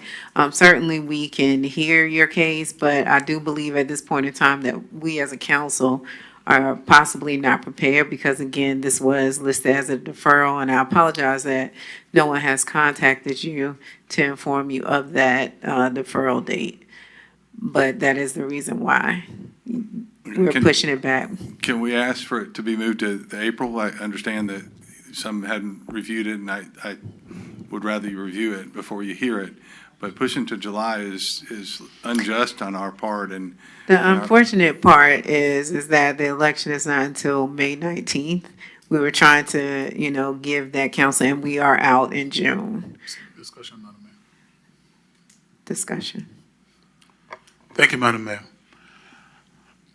We have had vacancies on this council before. And in my first year as a council member, as a rookie council member, there was a vacancy on this council. And I specifically remembered a case in that district, District 7, that had to do with a warehouse. And, we worked with citizens, developers, whatever not, and we came to a decision. I just do not believe we need to wait. This is my personal opinion. We need to wait until a seat is filled. That's one district, but we all have been elected to look after this entire city. We just had our CDRA director up here talking about us being business friendly. we have to take into consideration that these costs, carrying costs, are real things to people who are trying to do business in our city. And so that's not an indication whether I support the project or not. I'm just saying that I don't think we should make the election and the sitting council member not being available in District 3 be the things that drive us. That's my personal opinion. So if that is the reason, I totally disagree with us doing that. And with that, I would move for a hearing to be held on this, if that is the reason. Again, we just. I do Councilman. concur that I'd rather you have it, I mean, I'd love to have it voted on tonight, but if you've not seen it and had time to review it, after hearing y'all's discussion, April would be great if I could request that. And again, happy to hear it tonight, but moving it to April, not July, that's a 3-month delay. Okay, understand. Let me get to the council and we can decide on that. Thank you for your time. Councilwoman Williams Brown and then Councilwoman Brown. So Councilman Sebastian is correct that the last time there was a vacancy and this came up, we did move forward, but we were able to move forward because Councilman Sebastian and myself divided up the work to cover the district until somebody could be elected into that seat. And so there wasn't a gap in knowledge because we took on the extra work to make sure that it was covered. So I think the fact that it appears as though we are flat-footed here, unless, Councilman Sebastian, you've picked the work up and you've covered it and we don't know that that has occurred. Because I know last time we were very clear in delineating that we were going to pick up the work and divide it up to make sure things move forward. Has anyone on the council picked up the work so that we're well informed, I think is number one. Number two, I do think that we could probably split the difference. If someone's going to pick the work up to take this on and move it to completion while we get to, in April, or however long it's going to take to get to a May 19th election. Because it's already March, we've got one more meeting in March. It's April. I'm tired. So we've got one more meeting in April and then one meeting in May before this seat is filled. Two in May, but just one before the seat is filled and then one after the seat is filled. So are we going to be able to pick it up, figure out what's going on, get completely up to speed so that it could potentially be at the first meeting in May? Because again, much like the first case, at least with the first case, it's been here before and I've got some sort of backstory. This, I've got absolutely nothing. Okay, Council, are you finished? Sorry. Councilwoman Rao. Yeah, I think just hearing this on the previous case, we postponed. If we're going to be consistent, we need to be consistent. I will say this, though. I don't know what up to speed, because the staff presents the case. We have people speak for and against the case. Just for the same reason, I don't think we should defer. But we can't pick and choose which ones. You know, if we're going to be consistent, we need to be consistent. And I'm going to say Okay. this. And I think part of the challenge, typically, when we see the deferral, we're usually dealing with it in real time as opposed to it being printed, right? So that's Right, and that could be part of it too. Right, and so when I say get up to speed, you know, if something's been deferred, I'm not gonna go to the YouTube channel and watch it. I don't watch these meetings in real time. So, when I see something is actually active on the agenda, I've got time to go and see what happened at the planning commission meeting. So I've got something besides, we have the packet, but I can at least hear the discussion and the objections and all the things Understood. before we get here. Now, maybe that's just my method. I'm not going to say that that's the right method or how it should be done, but that's just my method. Can I make a suggestion? All right, Can we split the difference and line it up with the yeah, same? so what I am going to ask is that maybe we can make a compromise, that maybe we can hear it, maybe the first meeting in May. All right, can I get, are we agreeing by unanimous? Yes. I'd like to amend my motion. Sure. Okay. I want to amend the motion that I made, if I'm allowed to have the hearing, the first meeting in May. What is the date, Mr. Clerk? To be sure. May 12th. To May 12th. There's That's a my motion, is there a second? All right, it's been moved and properly second. Second. Can I get a show of hands? Court, that motion approved unanimously. All right, so, sir, we will hear it on May 12th. Thank you. Mr. Clerk, can you please sound the next item? Yes, ma'am. That brings us to Roman numeral 4, alcohol license rezoning variance modification cases for presentation and public hearing only. The first case is case U 26-004. It's a public hearing, an application by Hai Tao Nguyen, care of John Dang, requesting a special use permit to change ownership of an existing nail salon in the MIX, Cliftondale Overlay District at 3220 Butner Road, Suite 136. It's located in City Council District 2. Staff and the Planning Commission recommended approval, conditional.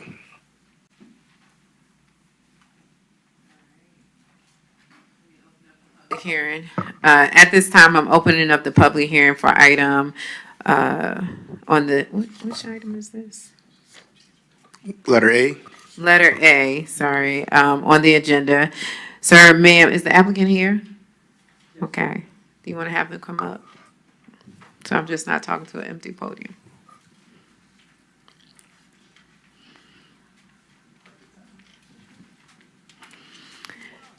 Good afternoon, sir. You have a total of 10 minutes to give your presentation. You do not have to use all of that time. You may want to reserve time for rebuttal. Also, keep in mind that the time allowed includes public comments for any of the citizens who are also in favor of your application. The same time is granted for those in favor of the application must be given to those in opposition. If any, you may go and proceed with your presentation at this point in time. Good evening. I don't have any presentation ready, but we applying to for the nail salon.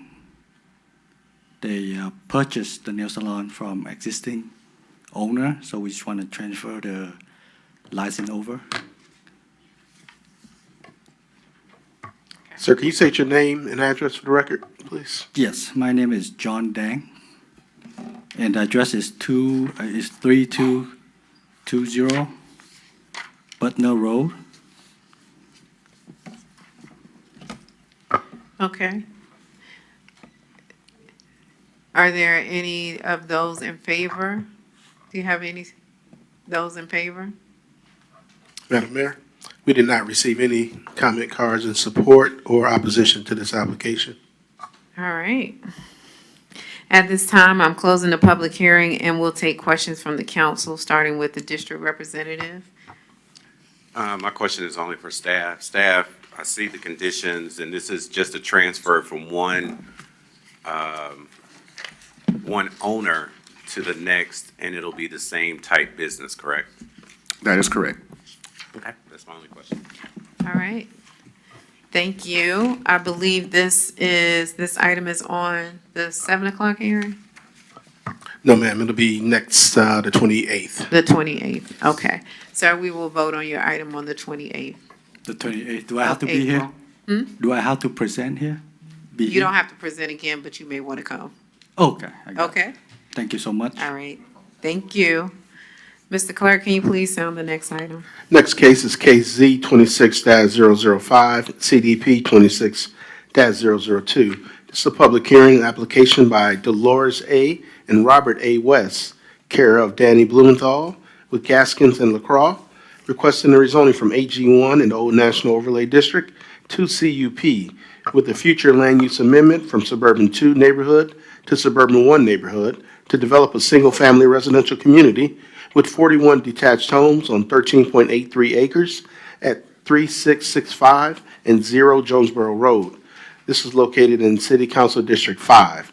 Staff recommendation is denial of the zoning case and the future land use amendment, and the Planning Commission recommendation was double denial as well. All right, is the applicant here?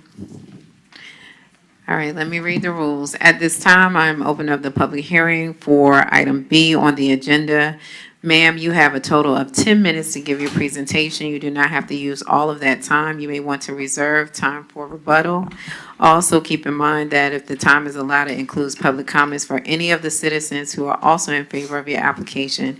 The same time is granted for those in favor of the application must be given to those in opposition, if any. You may proceed with your presentation. Good evening. My name is Michelle McCauley. It's my pleasure to be before you this evening, Mayor and Council, and be your first public hearing. Let me go to the next slide. Make sure this works. There we go. Like I said, my name is Michelle McCauley. I'm with Gaskins LaCroix. We are a civil engineering and planning firm located at 3475 Corporate Way in Duluth, Georgia. I'm here on behalf of our client to present a rezoning request and a special land use amendment change for 3665 Jonesboro Road. This is in District 5. The request specifically is to rezone from AG1 agricultural to CUP and to amend the future land use from suburban neighborhood 2 to suburban neighborhood 1 for the purposes of developing a 41-unit single-family detached home community. Here is a map showing the piece of property. It is on the north side of Jonesboro Road, directly adjacent to a power transmission line, and then on the west side is the Jonesboro Road Senior Village. This is in District 5. On the north side of Jonesboro, District 7 is directly across the street. Here is your zoning map and your future land use map. The property is outlined in red. So on the left is the zoning map shows the property zoned AG1. I do want to point out that Union City is directly adjacent to this piece of property to the north. The second on your right is your land use map. Suburban neighborhood 2 allows for residential densities up to 8 units to the acre. This project is proposing 2.96 units to the acre, which is consistent with that density designation. Here is our site plan showing the 41 single-family detached homes. I'm going to go immediately here to a colorizer rendering because it's much easier to read. So this project has been through significant community meetings and public hearings. So we went before a community meeting in January, and then we went for the CZIM in February. As a result of both of those meetings, we made changes to our initially submitted site plan. So this is the site plan that was presented at the February 18th Planning Commission. And at that time, the comments that we received from the community said we'd like to see a larger amenity area, which we added. They asked that the builder, which was just D.R. Horton, to consider adding single-level living homes or ranch-style homes. And so those were added to the mix of homes that will be offered to future residents. And they asked for enhanced landscaping and fencing along Jonesboro Road. So that's what happened for the February 18th Planning Commission meeting. It was a recommendation of the Planning Commission that we ask for additional deferral, so we did at that time. Based on the comments that were received at that February Planning Commission, we have made some additional changes that were presented. So at this point, it's hard to see, but there are homes. All the homes will have, both the two-story homes and the single-family homes single-level homes will have 2-car garages, and there was an additional amenity added. So the direct combination is the final site plan incorporates all of these changes that the result of community input. At this point, I'd like to show you what the homes will look like. These will be 3 and 4 bedroom homes. They will start from the mid to high 3s. They will feature a mix of materials, including brick, stone, board and batten, and hardy plank siding. This is what the 2-story home would look like. And then at the request of the community and at the request of the Planning Commission, a single-story home was added to the mix, and that's as an example of what that home will look like. So the landscaping that was added in the plan shows a shadow box fence along Jonesboro Road. So this picture of the fence is actually the fence that was recently constructed for Sherwood Manor in the Old National Community. And then at the bottom left, that's a picture of what the entry monument sign will look like. Here are some pictures of what the amenity areas can look like. So there will be 2. There will be one that's more generated for adults, a gathering space, and then there is one that is more family-friendly with a tot lot and a covered pavilion. So here is a listing of all of our zoning and public engagements meetings that got us to tonight. And then as a result of all the revisions and updates that we've made to the site plan, we have proposed a list of 11 conditions. These conditions, if made part of approval, which we would ask for, mandate that all the changes that we've made, the result of the community input, will be mandated of us, so that we will be held to all the concessions and changes that we made. So we would ask, if you do recommend approval, that you include all of these zoning conditions. They were included in staff's report for tonight, but I also have copies of them if you'd like to see them. We are happy to answer any questions you may have. I do want to introduce Sharonda Rahman. She is the division president for D.R. Horton. She is here tonight to also speak about this project. Yeah. Good evening, Mayor and council members. Sorry. Good evening. Yes, my name is Sharonda Raming. I'm the division president for D.R. Horton Atlanta Central, and this project will be one of our many communities that we will be building in South Fulton. So I'm open to answering any questions that I could answer. I might have met some of you guys at the grand opening for Sherwood Manor community directly across the street or adjacent to Camelot. So I look forward to answering any questions that you guys might have. Okay, thank you. At this time, do we have anyone that is in favor, Mr. Clerk? I think she was the only other person in favor. We do have 2 in opposition. All right. You can call them up at this time. Mr. Alvin Reynolds and Michael Venable.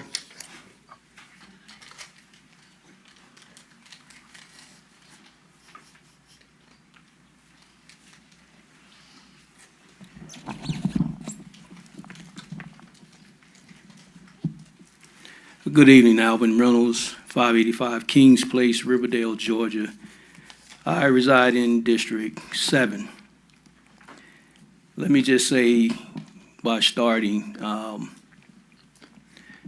we see starting right off, we have issues once again with our land use plan, in which this project does not line up with the future land use plan is one.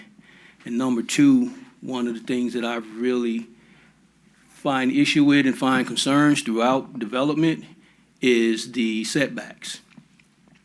You know, this development was increased, I believe, to made fit by reducing the setbacks. Our setbacks are entirely too small. 5 feet between each house. You know, you have 10 feet behind. You know, these houses are built too close and they're too tight, which drives a safety issue. We have to start to look at this in its totality. We have had several incidents that has happened in subdivisions where homes have caught fire. I'm not saying that these things happen randomly, but on occasion they do. And it affects the neighboring home. So I feel as though we should start to look at how close we're putting these developments together, how we're building these homes for the safety perspective of people that are buying homes, paying $300,000 for them. And then we look at a amenity package where we got a gathering area, you know, a gathering area that they are putting in. It's nice, but it's also something that I could put in my backyard. But when I look at this development, I don't have much backyard that I can use to do something like this. One of the most important things to own is land. And we're building so many subdivisions now that doesn't have any land. And I understand the argument is that people don't want land. They don't want to cut grass. They don't want maintenance. They don't want this, that, and the other.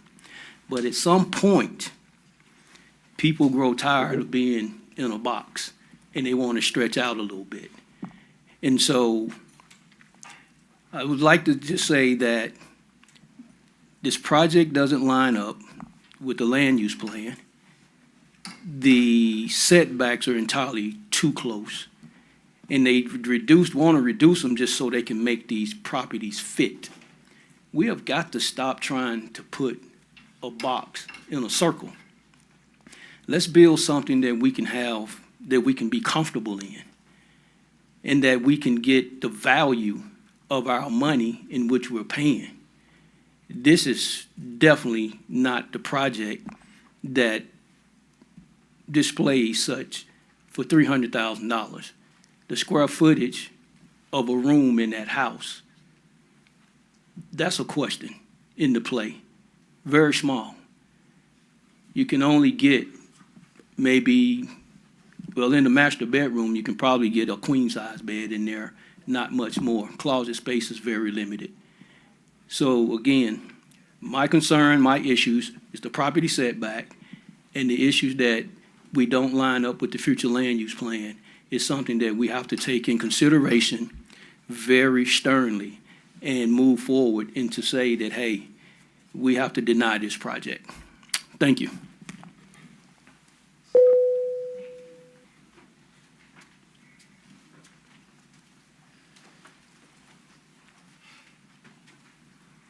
Mr. Michael Venable, 5720 Montelli Circle.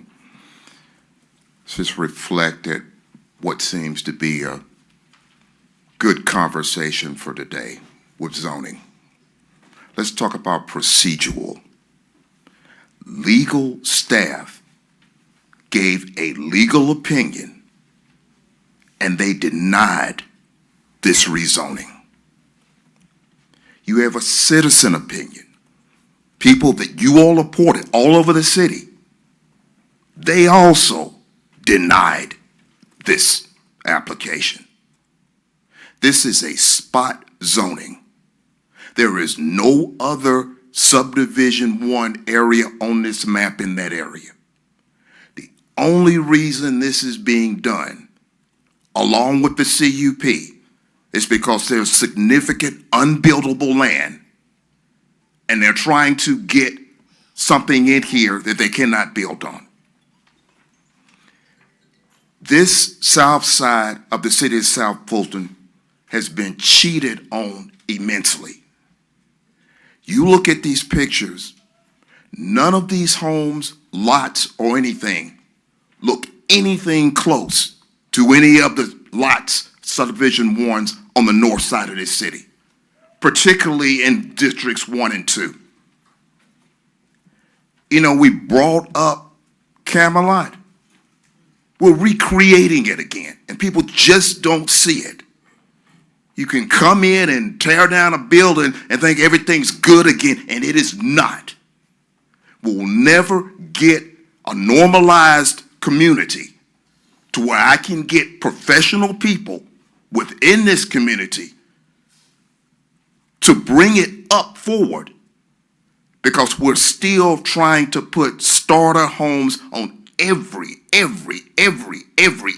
single area in these South districts. But we run like the plague to make sure they're not put on the districts in the north side of this city. We just sent in an application, ARC, for CDP. We can't get over it. We just sent in a plan and said, okay, this is the land use plan. Now, before they can even finish looking at, oh, we need to change land use plan and change it to another thing.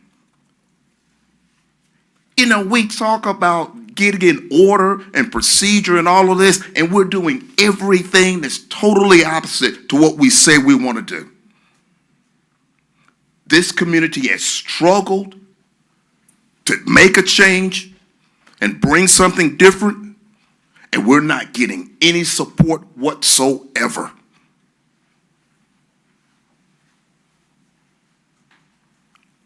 We're going to have a good city on the rise, and us moving forward, it needs to apply to every single solitary area of this city, not just the pick and choose ones.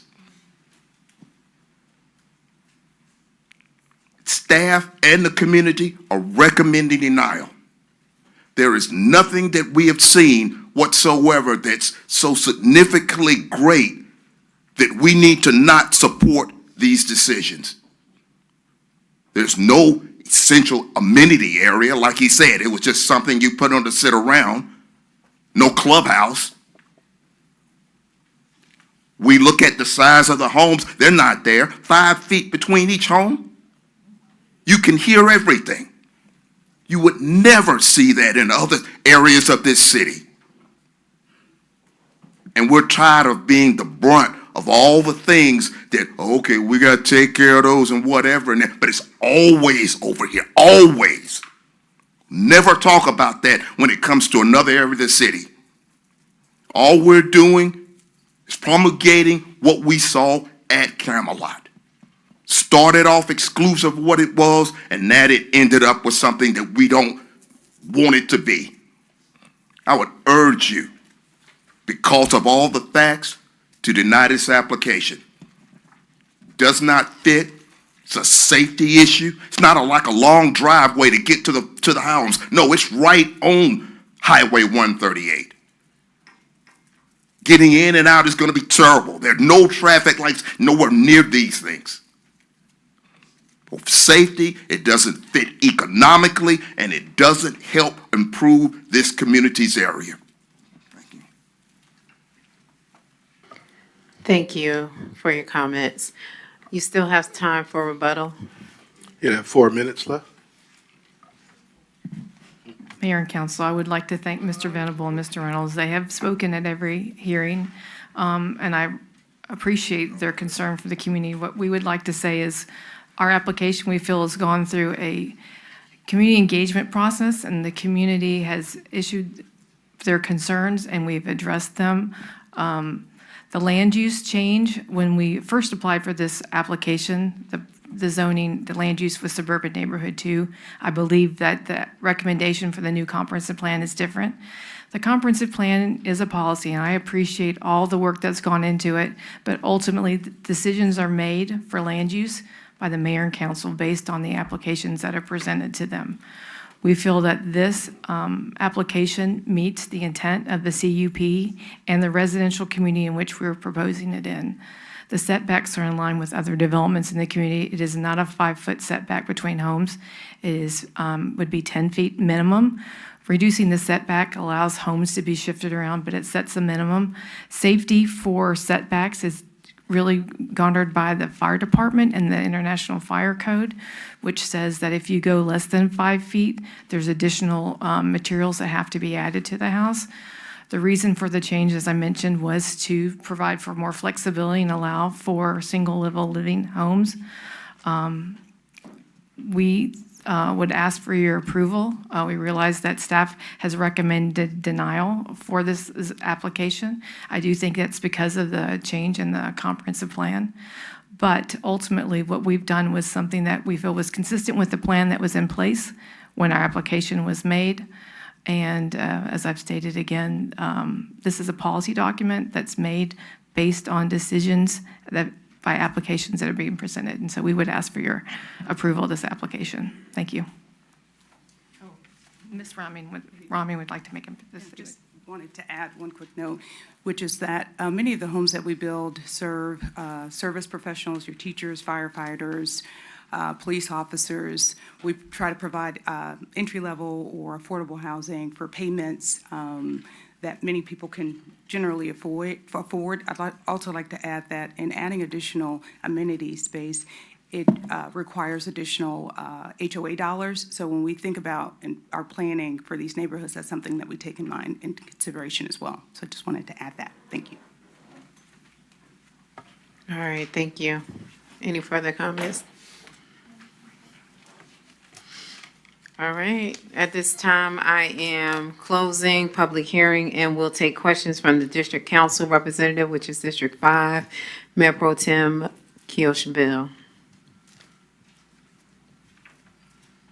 Thank you, Mayor, for the opportunity to speak in regards to this public hearing. I do want to thank not only the residents who spoke in opposition, but I also want to thank the developer and Michelle and Sharonda. Unfortunately, I'm not there due to a family emergency. But I do want to, I have spoken with you all several times in regards to this proposed development. In addition, as mentioned, I encouraged you to make sure that you went out and did many opportunities, or gave our residents many opportunities for community engagements to ask those questions. I viewed and also attended some of those meetings. And so, I definitely want to make sure that we are doing the best for the city and the residents. And so at this point, we will definitely discuss, I think the setbacks is of a concern, but I wanted to hear from CDRA in regards to the setbacks and the application that has been submitted.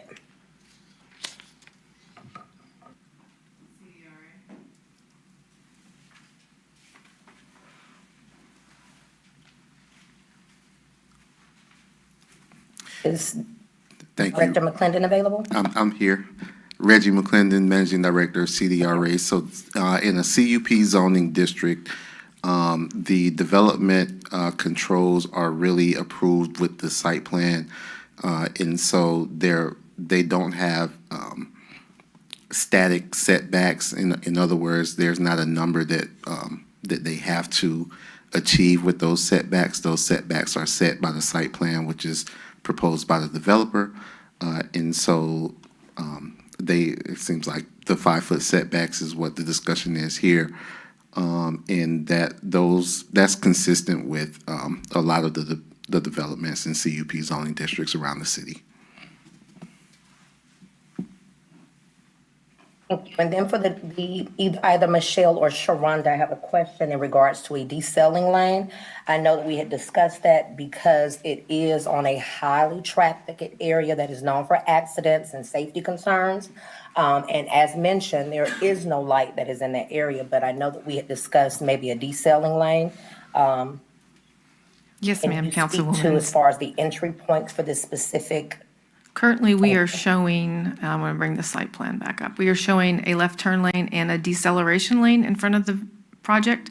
Now, this is a state highway, so in addition to what we show here on the plan, we have to coordinate with Georgia Department of Highways, Georgia Department of Transportation, I'm sorry, I messed up that, and also your Public Works Department. So this is what we're showing now, but ultimately, we have to get a driveway permit from GDOT, and if they ask for something, then that will be supplied.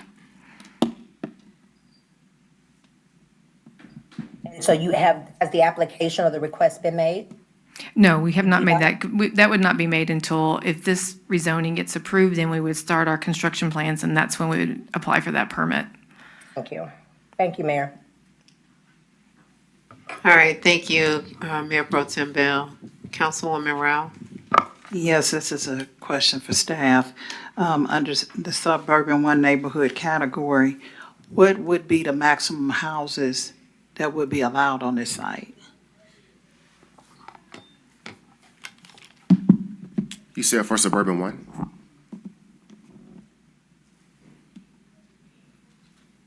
Up to 4 units per acre. Suburban 2 is up to 8. The future one, the one that's pending, or the current? That's the current. You want the future one? I'm kind of torn. I'll need a minute to look that one up. Okay. Okay. Okay, while we're waiting for that answer, I saw, Councilwoman Pritchett in the queue. So, Councilman Rao, in their presentation, it says suburban 2 neighborhood up to 8 units per acre, and it's 2.96 acres, which will make it 3.6. So that's like, say, 23, 24 houses based on what's in their presentation, if I did the math right. But I still have a different comment, though. Okay, so I just want to make some clarification because people just talk about a lot of stuff that they just do not know. And there are 2 traffic lights that this actual property sits right in between. One is Bethsaida Road, and the second one is Peters Road. Now, Bethsaida Road is going to turn into a big roundabout that GOT is doing, and I think that project might come online maybe 2 or 3 years from now. But this project literally sits in between 2 traffic lights, just so that everyone is clear on that. Thank you. Councilwoman Rao. To follow up, is that number accurate? And I know you might not be able to factor in the roads and everything that go with it, but I just need a rough number. How out of line is it with it? And I think what you described is the future, right? That Right, so number that she gave, that's the future number, not the present? I'm not sure what number she gave, but for suburban 1 is up to 3 units per acre. For suburban 2 is up to 8 units per acre, and they're going from suburban 2 to suburban 1. So it's down. Yes, it's a down zone. Well, down future lease amendment. So can you speak a little bit more to the staff's recommendation on denial?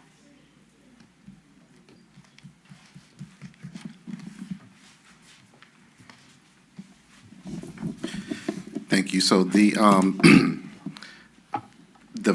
future land use for this site is identified as community live work, which is what we think to be more appropriate for this area. That would involve that does allow for residential development, but generally what we will be looking for is residential over commercial. We will be looking for a denser site. I think it allows up to 15 to 20 units of housing, along with commercial, along with hopefully some office, something that would serve this high capacity corridor at the corner of 138 and Old National Highway, which is a part of our city that we've identified to be not quite lower density subdivisions. And so not only is this a lower density than the current future land use, but when we look into our future land use map that we hope to be passing in the next few weeks, it's actually a much lower density than that, and it doesn't include what we're looking for, which would be some commercial development to go into this corridor. So that's a large part of the denial, but also I kind of hesitate to say this because this is not what I'm about to say is not necessarily aimed at this particular application, but this is more of a general statement. As our department is evolving and growing with our zoning code, when we look at CUP requests, we're going to be giving them a little bit more scrutiny going forward. CUP zoning was designed to be to be a little bit more of a give and take between the community and the developer, wherein they would have more flexibility with their site plans, and in return, hopefully, the community would be getting back some amenities, some green space, something that that fits into the site, but it's not necessarily rigidly in a rigid framework that the developer can't work with. So I'll just make a general statement and say that we're not just looking at the density. We're not just looking at the housing type, et cetera. There are a lot of factors that are talked about in our zoning code that we're going to be applying to these CUP zoning requests. And so we started doing much more of that in 2026, and kind of when we threw all of that into the washing machine and it came out on the other end, it came out as a denial. Thank you for that clarification, because I kept saying it's down zoning, so what's the issue? But it makes sense what you said about the community's input on what's to come, and we are very close to adopting. And it may be that by the time we vote on this, we may be dealing with the update, if that's what's anticipated. Okay. Thank you. I don't have any further questions. Feel like we need a workshop. Thank you, Ms. McClendon. I didn't know you could talk that much. All right, Councilwoman Pritchett. Oh, Councilman Sebastian. Thank you, Mayor. I just have hopefully a quick question, because I keep hearing us talk about the current and the future, and I'm quite sure I heard Michelle said several times that when the application was filed, we hadn't even started, I think, the revision of the future land use. So I just have a question to ask. Can we legally make a decision based on a plan that we have not adopted yet? Just throwing it out there, since we appear to be considering making a decision based on the future plan. I'm not a lawyer, but so I don't want to answer legal questions. But the first thing I'll say is that under the current future land use map is that it's still, this project still wouldn't fit into it. So I don't think we have to get to the question of can we make that decision or not. But to answer that question, we can take into account any information that we have in making our decisions. And so whether it's legal or not, I don't really want to answer that question. And I don't really know if there is an answer to that question, to be honest with you. But we can certainly look at all factors. And generally, just to kind of take it a step further, we've done LCIs on Old National. We have a number of small area plans. And so we don't just look at the future land use map. We take all of that into account when we make decisions, specifically on Old National, because we've done a lot of planning work in that area. And last question, I'm assuming since there's a cut right here, showing a road dropping out on 138, there's an existing curb cut? Because those are very coveted around here on these state roads. No. There's not an existing curb cut. Yeah, okay, I'll leave that there. Sorry, thank you. All right. Thank you. Thank you. I don't think it's any more. We will be hearing or voting on this in May. April 28th. We will see you on April 28th. Thank you. Mr. Clerk, can you please sound the next item? Next item is item C, it's case T 26-002. It's a public hearing and ordinance to amend the City of South Fulton zoning ordinance for the purpose of amending regulations related to home-based businesses and for other lawful purposes. Staff recommendation was approval. Planning Commission recommendation was approval with conditions. All right, staff, so I can read y'all the rules of opening up public hearing. Do I have to have a public hearing? Yeah. Okay, well, come on. All right. Start the clock. At this time, I am opening up the public hearing for item C. And pretty much you all know the drill. If you have 10 minutes to present. Hopefully you will not use all of you that time. Using a full 10 minutes. Okay. And if you have to present that same time to those in favor and those in opposition. So you may present All right, so you all heard this item during your work session, so I will go over just a few highlights. Again, this text amendment seeks to repeal and replace the current home-based home occupation regulations. So again, this will repeal and replace section 3.010B. I'm sorry, 303.11 home occupations, and it will replace it with a new section here, underlining section 1. Some highlights will be, again, we're going to allow for people who are not living at the home to do a home occupation at the home, in addition to the residents that's living in the home.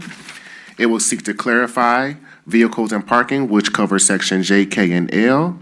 And also want to highlight again the prohibited uses for home occupations, which are home auto repair, similar operations, eating and drinking establishments, the keeping of animals, funeral homes, motel establishments, medical or dental offices other than psychiatrists or psychology offices, and also private clubs. And lastly, we are seeking to add home occupations for homes in zoning districts that's zoned AG1 and MIX. With that, staff recommends approval. All right. Mr. Clerk, do we have any of those in favor or in opposition? Yes, we actually have one comment card in support from Mr. Alvin Reynolds and none in opposition.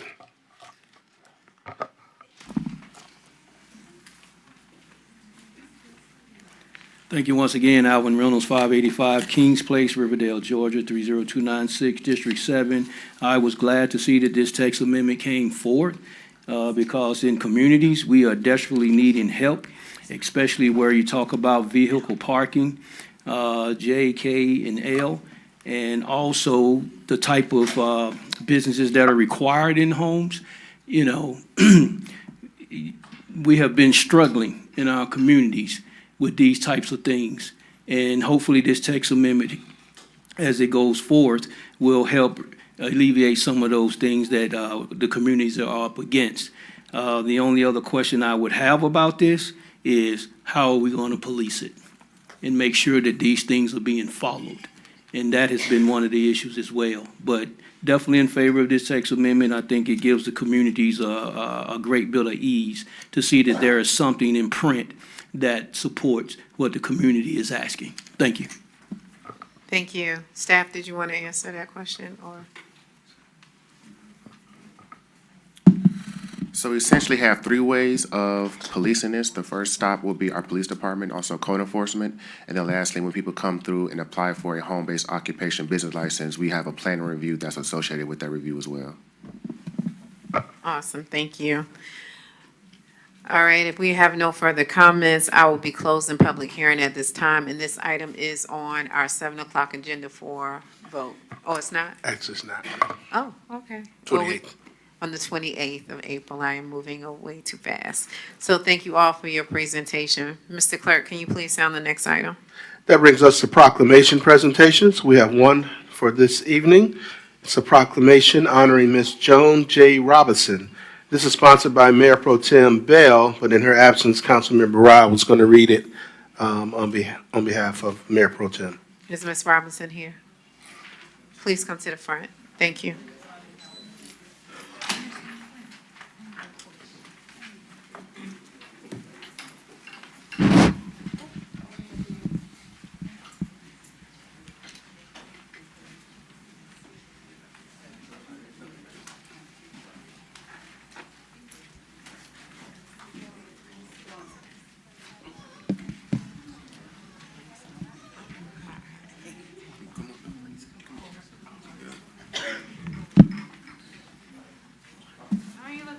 Yes.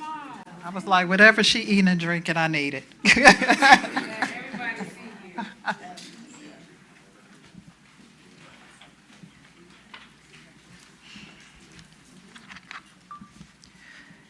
Honoring Ms. Joan J. Robinson on the occasion of her 80th birthday. Whereas the city of South Fulton proudly recognizes and celebrates residents whose lives of service, faith, leadership, and compassion have strengthened the fabric of our community. And whereas Ms. Joan J. Robinson, a cherished resident of the community since 1981, celebrated the milestone occasion of her 80th birthday on March 28, 2026. And whereas Ms. Robinson retired from the Fulton County Department of Family and Children's Services after 34 years of dedicated and impactful service, committing her professional life to the well-being of children, families, and vulnerable residents. And whereas Ms. Robinson is a licensed master gardener and a licensed minister and has consistently used her gifts, wisdom, and calling to uplift and serve others. And for more than 40 years, Ms. Robinson has been a faithful and devoted member of Jackson Memorial Baptist Church, where she has served with distinction as a member of the Mother's Ministry. And whereas Ms. Robinson has long demonstrated her commitment to civic engagement by managing voting polls at Blvd Gym for many years, helping to ensure community participation in the democratic process. And whereas she has also served as a volunteer greeter at Hartsfield-Jackson Atlanta International Airport for 5 years, extending warmth, hospitality, and service to countless travelers. And whereas Ms. Robinson has compassionately sought care and support for several of her aging and sick neighbors, embodying the true spirit of community, kindness, and selflessness, and where she has lovingly raised her 17-year-old great-granddaughter since the age of 5, supporting her growth, development, and extracurricular involvement, including participation with the Tracy Wyatt dance team on Gobby Road. And Ms. Robinson raised 5 children in the community and served for many years as PTA president at both Laurel Hills Elementary School and Bethune Elementary School, leaving a lasting mark on generations of students and families. And through decades of unwavering service and dedication, Ms. Robinson has exemplified the highest ideals of faith, family, civic responsibility, and neighborly love, making her a treasured example of servant leadership in the city of South Fulton. Now, therefore, I, Mayor Pro Tem, speaking on her behalf, and the mayor and city council and the residents of District 5 of the city of South Fulton, do hereby proclaim recognition of Ms. Joan J. Robinson and commend her for her extraordinary contributions, enduring faith, and lifelong dedication to service. Be it further proclaim that this proclamation is presented with sincere appreciation and best wishes for continued joy, health, and blessing in the years to come. Councilwoman Keosha Bill. Congratulations, so well deserved. Councilmember Thank you Rao. for all you've done. Mayor Pro Tem Bell wanted to say something as well. Oh, you got me in tears as I deal with my mom, Miss Joan. And so when we talk about elegance, legacy, positive, you are a blessing to this community. And I know you just celebrated your 80th birthday, I do believe, recently at the end of March. And so I definitely wanted to be there. But again, you have been a pillar in this community, from Blvd to Tracy Wyatt. And you remind me of my mom, who I'm with now in the hospital. And so I just say thank you for everything that you've done. And I'm going to stop before I talk. I just want to thank all of you for such kind words. Thank you, and I love each and every one of you.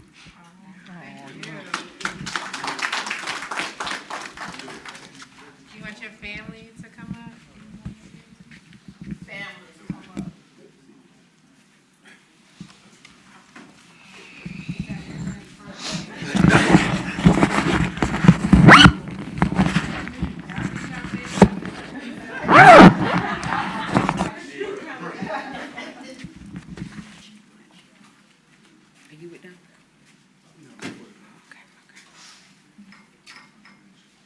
Everybody?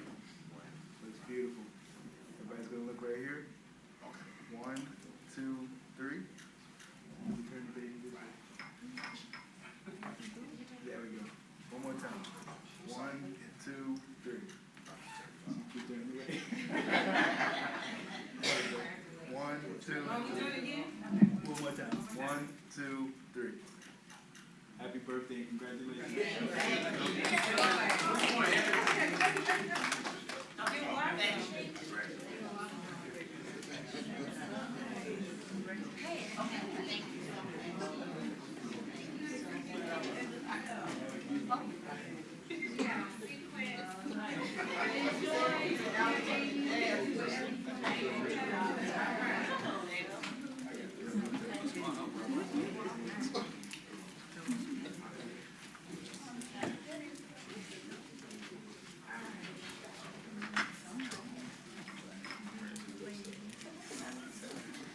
Legends are born in March. All right, Mr. Clerk, can you sound the next item, please? Next item is executive session if necessary. It is necessary. I believe that we can go into executive session for real estate, personnel, cybersecurity, and litigation by unanimous consent. All right, we are adjourned for executive session at 6:34.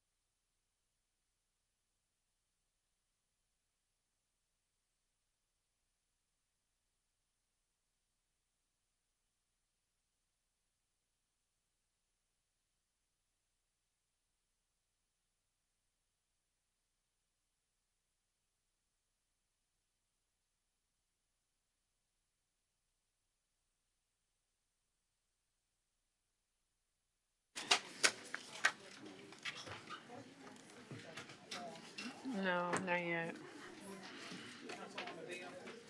Oh, okay.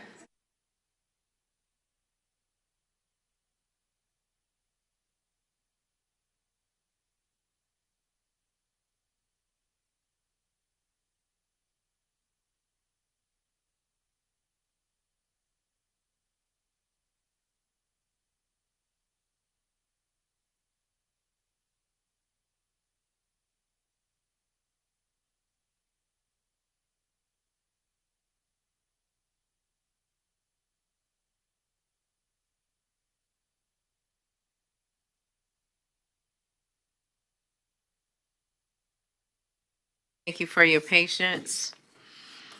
We are coming back to order. All right. Mr. Clerk. All right, I guess we need to reconvene. If we can do it by unanimous consent to reconvene, do we have a quorum? All right, we are now reconvened from our alcohol zoning relicensing meeting. Mr. Clerk, was there any action taken in executive session? There was no action taken in executive session that requires a public vote. All right. Council, if there's no further business, we can move forward with adjourning this meeting by unanimous consent. All right, the meeting is now adjourned at 7:43. All right, and Mr. Clerk, we will be opening up our next meeting. I guess we can cue the team. Thank you for joining us live for the City of South Fulton City Council meeting. We are proud to introduce the leadership entrusted with guiding our city forward. Mayor Carmelita Gomes, District 1 Councilwoman Dr. Catherine Rao, District 2 Councilman Aaron V. Johnson, District 4 Councilman J.C. Sebastian, Mayor Pro Tem Keosha B. Bell, District 6 Councilwoman Natasha Williams Brown, District 7 Councilwoman Linda Becker Pritchett. Supporting the work of this body in the operations of our city are City Clerk Corey Adams, City Manager Sharon D. Subadek, and Interim City Attorney Sarah Kelly. Thank you for being the best part of the City of South Fulton, a city on the rise. All right, good evening, and thank you again for your patience. I will now call the meeting to order for the City Council regular meeting for April the 15th, 2026 at 7 o'clock. Mr. Clerk, can you please sound the roll? It's a roll call for tonight's regular meeting. The Honorable Catherine F. Rao, District 1. Present. The Honorable Aaron V. Johnson, District 2. Present. The Honorable J.C. Sebastian, District 4. Here. The Honorable Keosha B. Bell, District 5.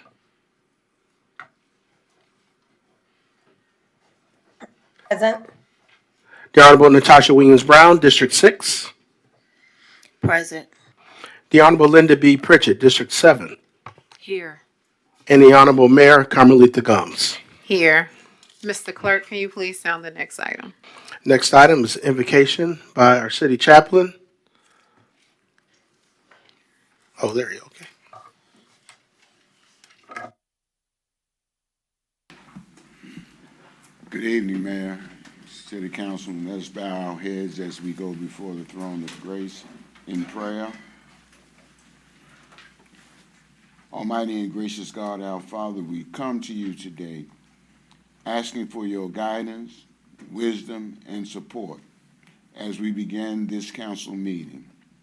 Help us to engage in meaningful discussion, allow us to grow closer as a group, and nurture the bonds of community. Thank you, Lord, for all of our civil servants. Thank you for their hard work and sacrifice. May you generously give to each of them wise and discerning hearts to skillfully govern the people of our city. Give the mayor, city leaders, staff, and city council wisdom so that they may solve problems, distinguish between right and wrong, and bring order, stability, and prosperity to our communities. We pray a covering over each and every council member. We pray a covering over each and every first responder. We pray a covering over every educator in our communities. In the name of Jesus, we pray. Amen, amen, and amen.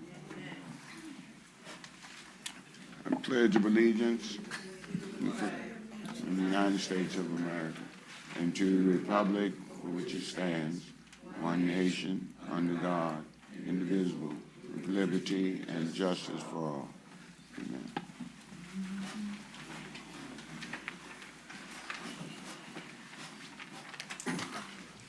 All right, Mr. Clerk, can you please sound the next item? That brings us to adoption of the council agenda. I do have a couple of items that I have received for walk-on or addition to the agenda. Under request for council approval of the following events, Mayor Pro Tem Bell presents screening of the effect of social media on youth event, May 2nd, 2026 at Southwest Arts Center from 11 to 2. Councilmember Johnson and Mayor Gumbs, in partnership with the Department of Parks and Recreation, present the City of South Fulton All-White Legacy Brunch, celebration of seniors, Friday, May 15th, from 11 to 2 at Welcome All Park.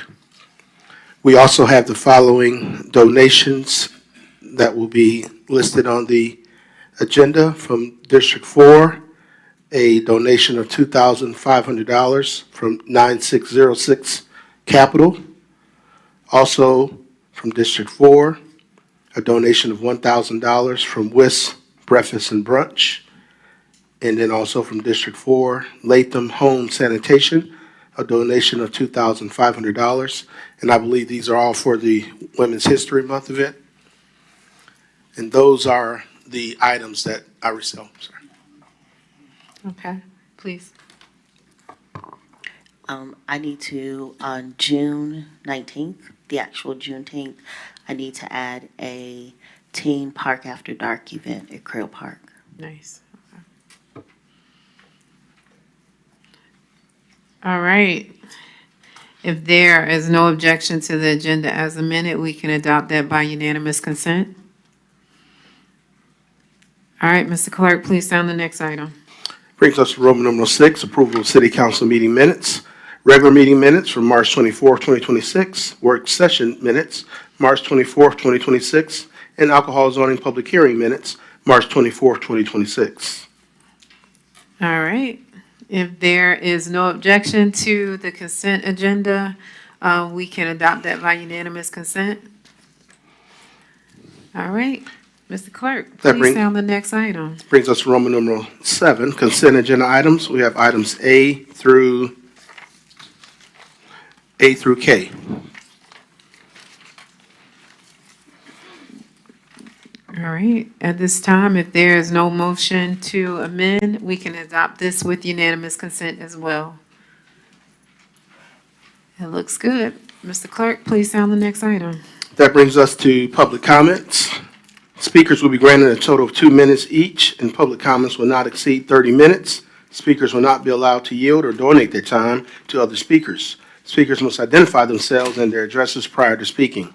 Speakers may only address the presiding officer, shall observe all rules of decorum. No debate, disrespect, or obscenities shall be tolerated. The presiding officer shall rule any such individual out of order that fails to comply with the foregoing. With those rules read into the record, we did receive 3 public comment cards. As I call your name, please approach the center microphone, state your name, address, the district that you are in. You will have 2 minutes. Mr. James Reese. Okay. Connie Robinson, Mike Johnson.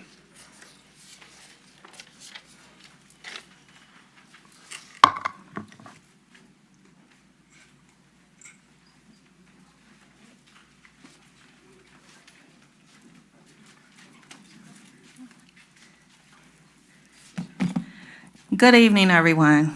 Good evening, Mayor, Council, residents, and city officials. I am Connie Robinson, resident of District 2.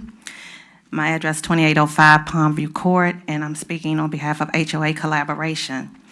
As was mentioned today, Bill SB 406 has passed both the Senate and the House and now sits on the desk of our governor, waiting to be signed off on. This was a major effort.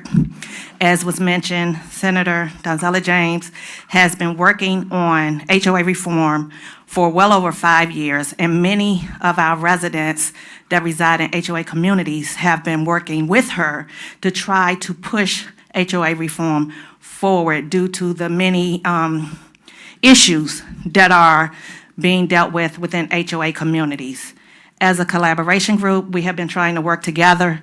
Many of us have been trying to work together. There are still some board members that are rogue, that do their own thing and don't want to be a part of a collaboration group that wants to improve the living of the many residents that reside in HOA communities. There are currently more than 2.3 million residents that reside in HOA communities, and we are still building more HOA communities, but there's no training for board members, there's no training for residents. There is nothing, we didn't have oversight or anything of that nature. This bill does give us a starting place, but that's just it. It's a starting place. There is still much work to be done.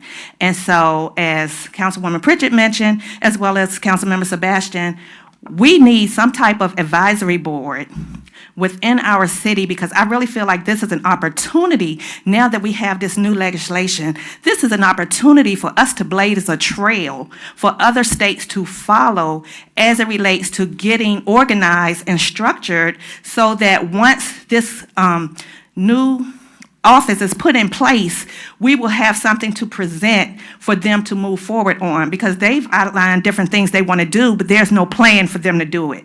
Many of us residents that reside in HOA communities, we have the plans. We just need to work together, and I think our city can be the starting point for pulling us together, even when it comes to different things that our city officials have to make decisions on, whether it was the short-term rentals, the sanitation, the parking. We have all of these issues that we are dealing with within HOA communities, and many of us are trying to address these issues individually, but there are collaborative efforts. So again, hopefully we can do something moving forward with HOAs so that we can have an advisory board in place to move forward with. Thank you.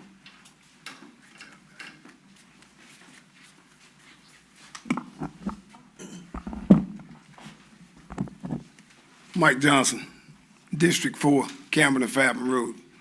I'd like to start by saying, or should I ask, who is guarding the hen house when it comes to our taxpayer funds and money? Certain council members and past council members have totally abused our trust and our money. Now, I'm looking for Madam City Manager. I don't see her here right now, but I got a copy of a PSA agreement between a company called Lexicon Strategies. Is where we are paying $150,000 to a third-party company to do what? Under the leadership of Dr. Cedric Alexander in the South Fulton Police Department, from what I see, we may be headed in the right direction now. And I don't think this person, Victoria Torrey Cooper, who's getting paid $12,500 a month, is writing his speeches. I mean, the entire South Fulton see the way he commands the respect, and the officers who's moving around out here doing what we pay them to do. That's a waste of our money. I don't know who thinks it's a good idea that we continue to pay this particular third-party company $150,000 a year. Some of the months, I see where she's getting paid twice. Someone need to do a check and balance on this. I don't know who guarding the hen house on that. But we got left in a mess with the way Keith Meadows left us and our officers. We got some good officers here within the city that's very capable of doing that particular work that we claim we paying Lexicon Strategy and Torrey Cooper to do. We need to find another way to keep that money within house. Now, last week I brought up some stuff when I was abruptly ushered from up here. You know, this is not, we got to do better about this. I mean, I can come up here every week and keep pointing out stuff. I'm watching the clock. We need to give the officers a chance to do what they want to do. I mean, to do what they're educated to do. Thank you. Madam Mayor, that completes the public comment for this evening. Okay. Councilwoman Pritchett wanted to take a personal point of privilege to provide some presentations. Can you allow her for that opportunity? I believe the residents are here to receive those presentations. Okay. So if everyone would come up, you know you are. This is, can I get a microphone up there? Okay.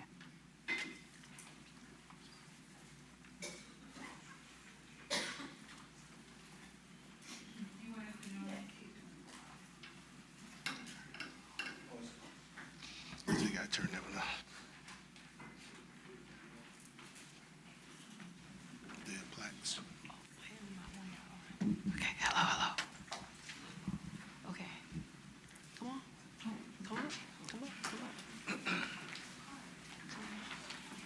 Hello.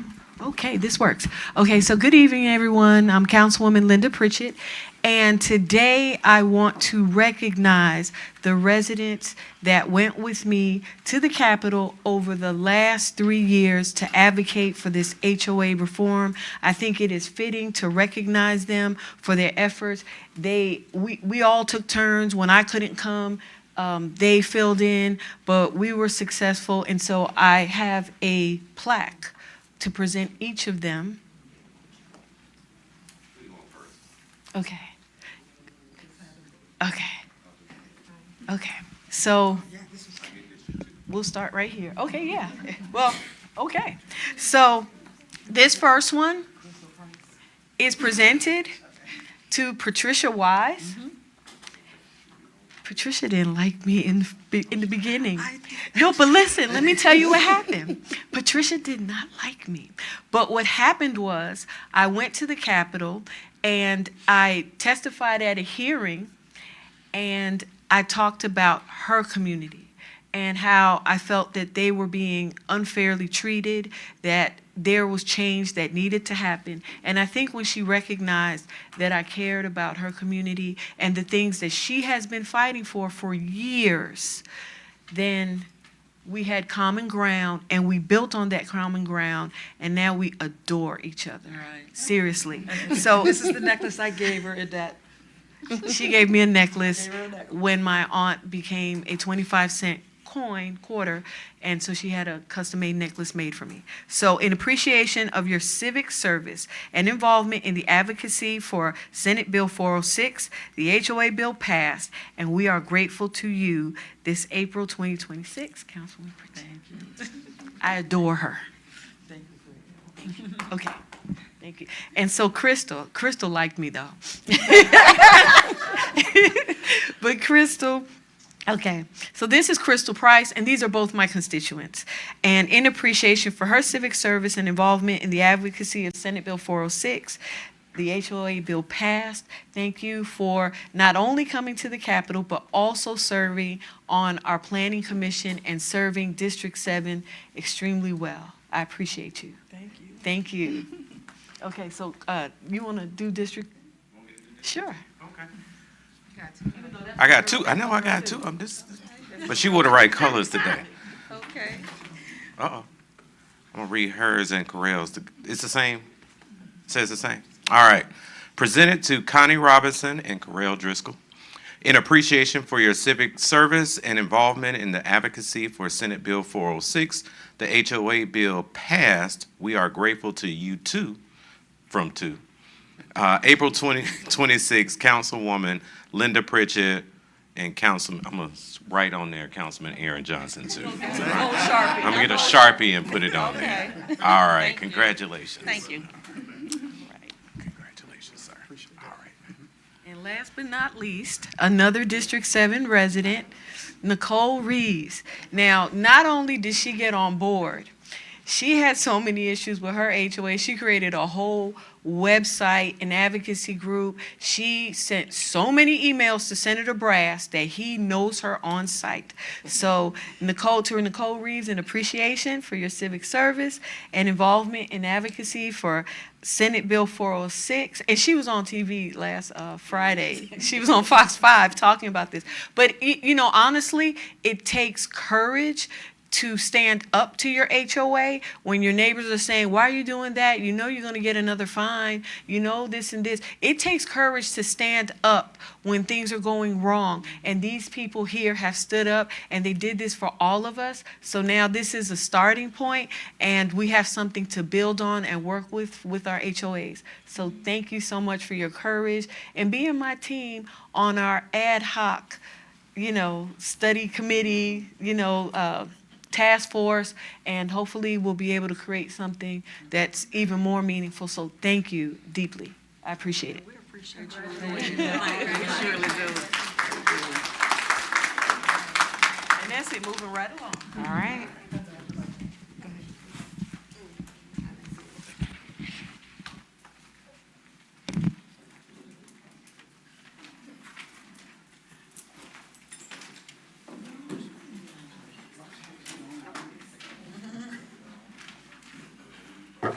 Starting with District 1, council comments. Thank you. A very busy week we have ahead of us. We have the grand opening of the Bold and Beautiful Advanced Beauty School on tomorrow, April 16th, from 4:30 to 6 p.m. with the ribbon cutting at 5. This new beauty school offers comprehensive training in master cosmetology, estheticians, nail and makeup artistry. Check out their website at bbabbeautyschool.com and be sure to stop by and welcome a new business into the city. They are located on Fulton Industrial, right between Cascade and Bakers Ferry Road. So stop by if you can tomorrow. We also have the District 1 Recycle and Shred event on this Saturday from 9 to 12 at Trammell Crow Park.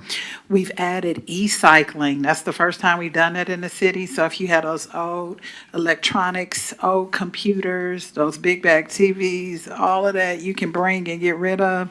So we'll see you at Trammell Crow Park on this Saturday from 9 to 12 p.m. We also have Sandtown Crossing Day on this Saturday. After you leave the Recycle and Shred event, we need you to come over to Sandtown Crossing from 12 to 4. This will be a great opportunity to connect with over 20 local businesses, enjoy some shopping. We're going to have live music, games for kids. I also have some sweet treats out there for you, and you can get a henna tattoo as well. So stop by Sandtown Crossing Day. And we have the Shady Side of the Street for our Star Ensemble group, which is our senior thespians in our city. They will be performing their opening night, April 24th, and it runs through April 26th at SWAG. This is a powerful, gut-wrenching stage play where senior residents reflect on life before integration as they share stories that are raw, humorous, and filled with wisdom. So stop by the ensemble group. If you don't know, they have grown by leaps and bounds. There's probably at least 60 actors and actresses in that group, and they are so dedicated and committed. So I do want you to come out and support them. And last but not least, the Pearls at Work Foundation of Alpha Kappa Alpha Sorority currently has a application open for scholarships for high school seniors who are pursuing post-secondary education. If you have a 2.75 GPA or higher, you can apply for this scholarship. And it's really just recording a video and sharing your dreams for the future. So you can check that out on my City Council Facebook page for more information. Make sure your young people apply. And then on April 25th, the Cascade BMA will be doing our monthly cleanup beginning at 10 a.m. We provide all the supplies. We meet at the Cascade driving range. So come out and bring your young people so they can understand the importance of being good stewards and keeping our community clean. Thank you. Thank you, Councilwoman Rao. I'm looking forward to taking my big back TV to the Shred event. District 2. Thank you, Madam Mayor. So first, I want to say thank you to everyone who came out to our District 2 First Town Hall. It was, I think, a great success. I really appreciate the staff, immensely to the citizens that came out. We had about 125 people that came, including we had our Commissioner Marvin Arrington, Kenya Johnson, our probate court judge, as well as two state senators, Senator Jaha Howard and Senator Rashawn Kemp, and we had representatives from the elections department. But most importantly, thank you to the South Fulton staff that came. We had departments across the board, and they gave some very, very great information, and people were very appreciative of it, so much so that by the end they were asking me, when is the next one? I said, well, let's clean up here first and then we'll worry about it. So that was, thank you for that. I am very excited that on Friday, April 17th, which is this Friday, at 10 a.m., we will be doing the ribbon cutting for the Cliftondale Community Center Clubhouse. I had a chance to go and visit and look at it. It is amazing. Considering what it used to look like to what it looks like now, it is just beyond belief. So come out Friday morning, 10 a.m. Also, we have reminder, Monday, April 20th is the last day to register to vote for the May 19th election. The elections are April 27th is when early voting starts, but Monday is the day that you want to assure that your voter registration is correct, that you know where you're supposed to vote. You can go to My Voter page and get that information, so be sure to do that. We also have a couple of street naming dedications coming up. We have one on Saturday, May 2nd at 11 a.m., I believe, 11 a.m., for State Senator Donzella James. That will be at 11 o'clock on the corner of Pittman Road and Stonewall Tail Road. We all know the amazing things that Senator James has been for us for the last, I don't even want to count the years, but we want to make sure we come and honor her. And then the very next day, on May 3rd, we have a street dedication honoring Pastor Gregory L. Pollard from the Enon Church. That street dedication will be at noon with a reception to follow, but we will be on the corner of Enon Road and Stonewall Tail Road right after church. And not to mention that our chaplain just happened to come from Enon Church as well today, so I'm very excited about that. A lot of people probably paid attention this week, but we want to acknowledge two Westlake students that are headed to the WNBA. Raven Johnson from the University of South Carolina. She was drafted by the Indiana Fever. And tonight, yeah, we can clap it up for that. Come on, y'all now. She's gone to the NFL. She was drafted number 10. And then Tanaya Latson, who also just came out of South Carolina. She is going to the Los Angeles Sparks. So that's two young ladies that live right here in this community in South Fulton, that are headed to the WNBA, and they both represent us tremendously well. So we'll look for you, Hollywood Raven. So we're looking for you. I got that. Oh, one quick reminder, and I think it'll share with Councilwoman Ryle.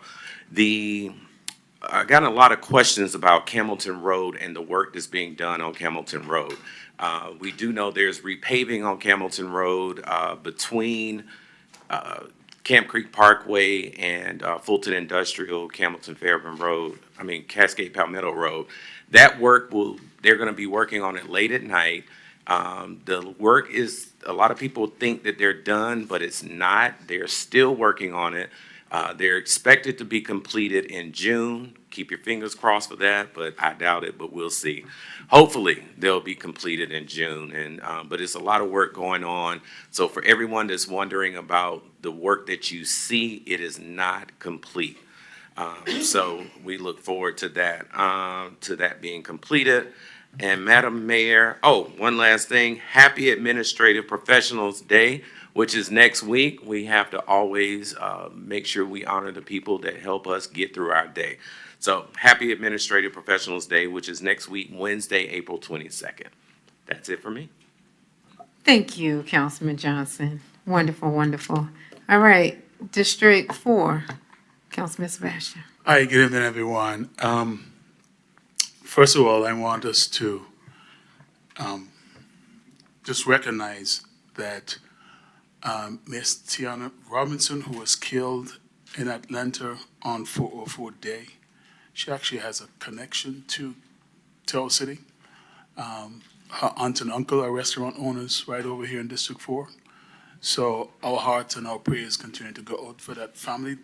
Her funeral is this Saturday, I believe, and I'm going to be trying to attend it. So if I'm missing from anything else, including Senator James's thing, just know where I am to support this family. It was heartbreaking because there's someone who we saw who worked, young one who worked in that restaurant close by and who served some of us as we went in there to get some great food, by the way. Happy Autism Awareness and Acceptance Month, everyone. I am very thankful for the opportunity that we have hosted our annual Autism Fest right here in District 4 in the city of South Fulton.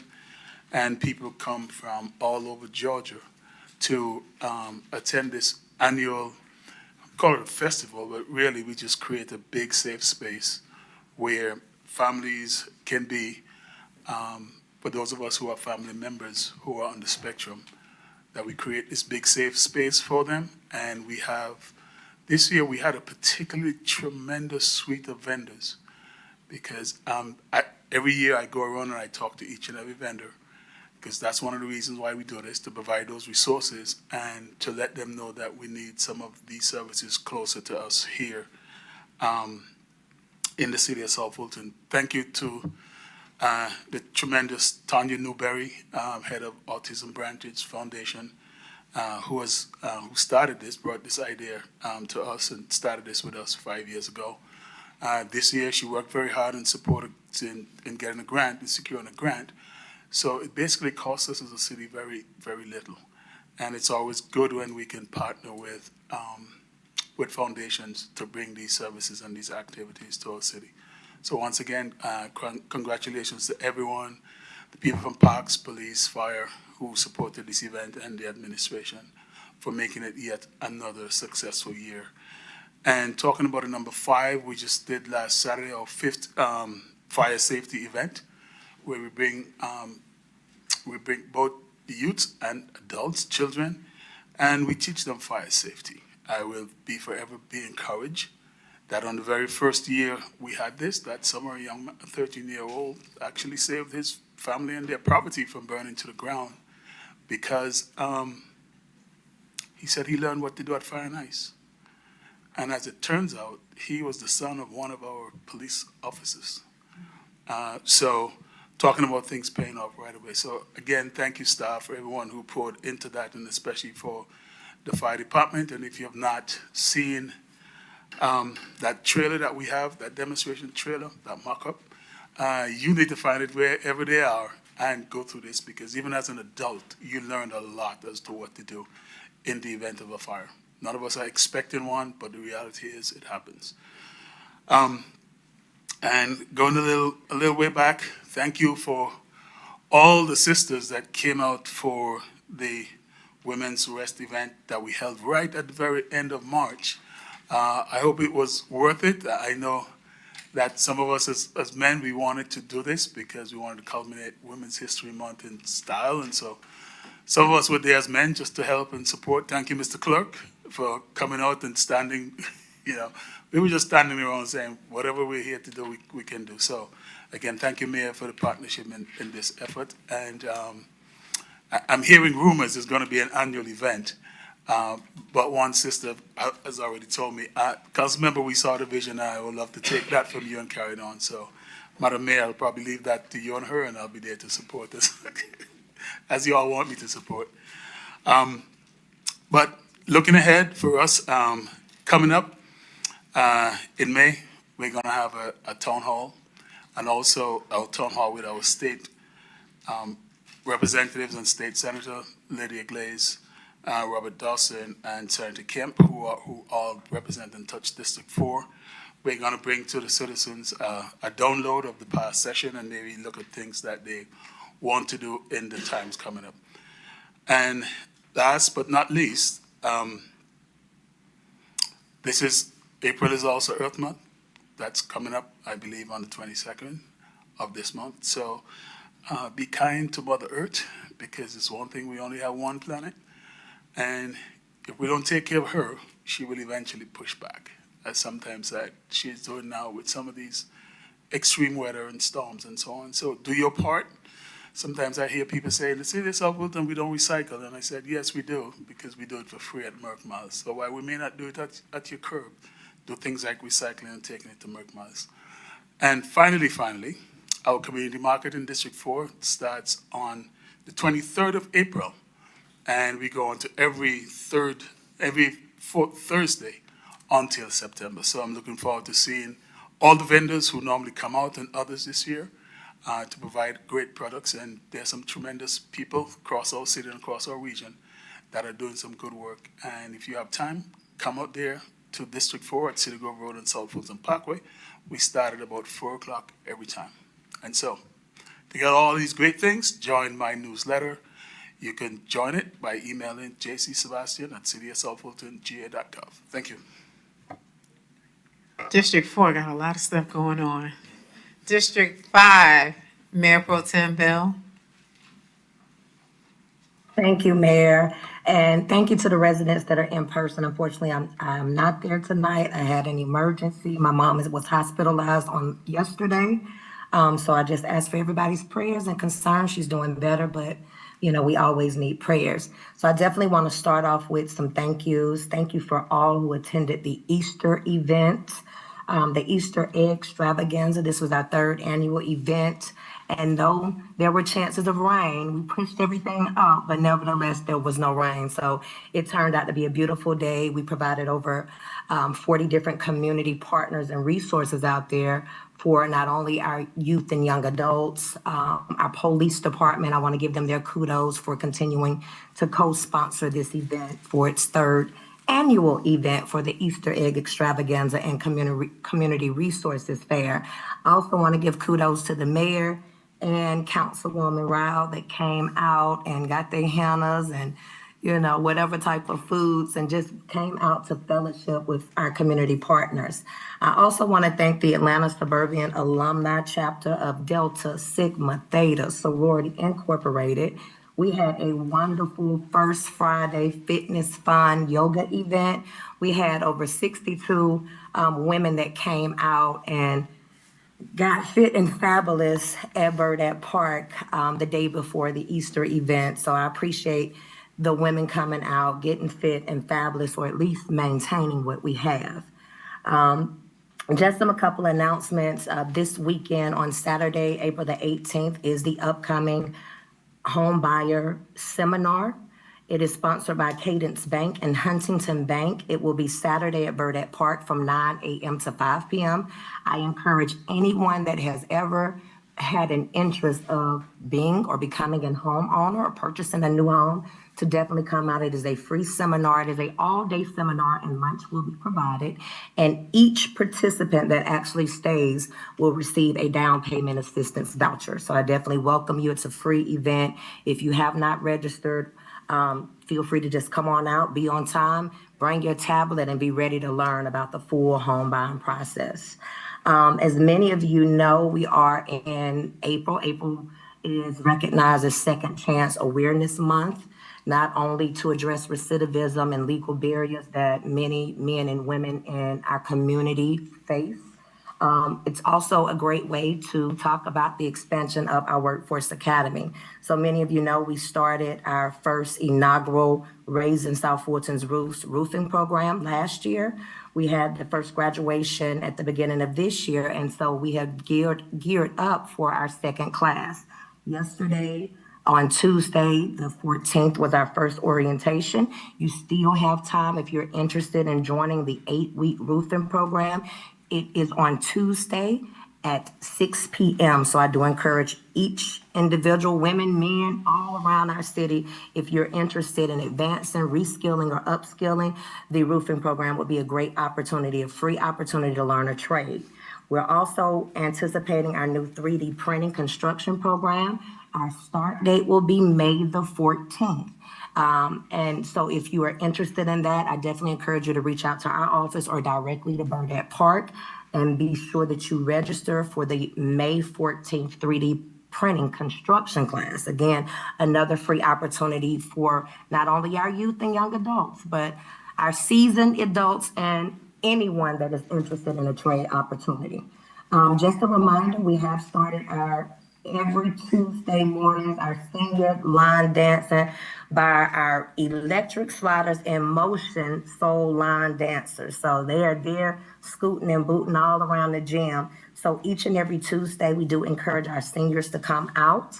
Miss Virginia has performed all over the city and other cities, but the classes start at 10:30 for the warm up and introduction, those more senior beginners. And then 11 a.m. is the full-fledged Shake Your Hip and Learn. Mark your calendar. We mentioned that on Saturday, May the 2nd, we are showing the nationally known Can't Look Away documentary. It is to address the impacts of social media. A lot of things that we've heard and seen recently in media starts from social media. So this is an opportunity for not only the parents, but the teenagers and their youth to come out and learn about the big business and the algorithms and things as it impacts our youth. And then on May the 7th, we will be bringing in our city. This is not a city event, but this is open to each and every person in the city. At Skate Town Skating Rink, we will be bringing the two-time Olympic gold medalist and pro boxer, Miss Clarissa Shields. She's going to engage alongside Dr. Travis Barber and myself with working and engaging with our youth and talking to them about boxing, but also they'll have a free opportunity to come out and skate. And just want to let people know, as a reminder, Georgia Cities Week is next week. Love your city. I'm encouraging everybody in our community to get out and celebrate someone or do something to kind of represent why you love the city of South Fulton. And as always, if you're not receiving our newsletter, please feel free to email me. My constituent services rep may be there, Philip Watley, but if not, we're also available on social media. Thank you. Thank you, District 5. District 6. Thank you, Mayor. First and foremost, I would like to extend condolences and would ask that this city join me in extending condolences to the family of Clyde King Sr., who transitioned last week. Many of you know that he has been a long-term resident of South Fulton, was very instrumental with Parks and Rec, both in Fulton County and then when we became a city. So please do reach out to his family, as well as his long-term companion, Miss Violet Crawford, who is also a resident of the city, and just offer prayers and comfort to them during this time of bereavement. Thank you, as always, to the partners and volunteers who make the monthly food distribution at Creel Park happen. Greatly appreciate all the work that they do.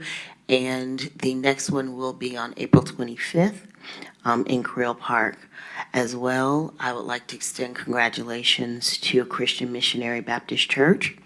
They will be celebrating their 40th church anniversary on Sunday. And so looking forward to fellowshipping with them as they mark 40 years of service to the community. And upcoming next month on May 2nd will be the next bingo for Cinco de Mayo. So please do come out. Please get there early. We are busting out of the gym. And I don't know, Mayor, we may really have to seriously talk about having a bingo hall at this point. This is the point where I'm going to look in the back of the room and I'm going to ask everybody to join me in wishing the baddest assistant in all the land a very happy birthday.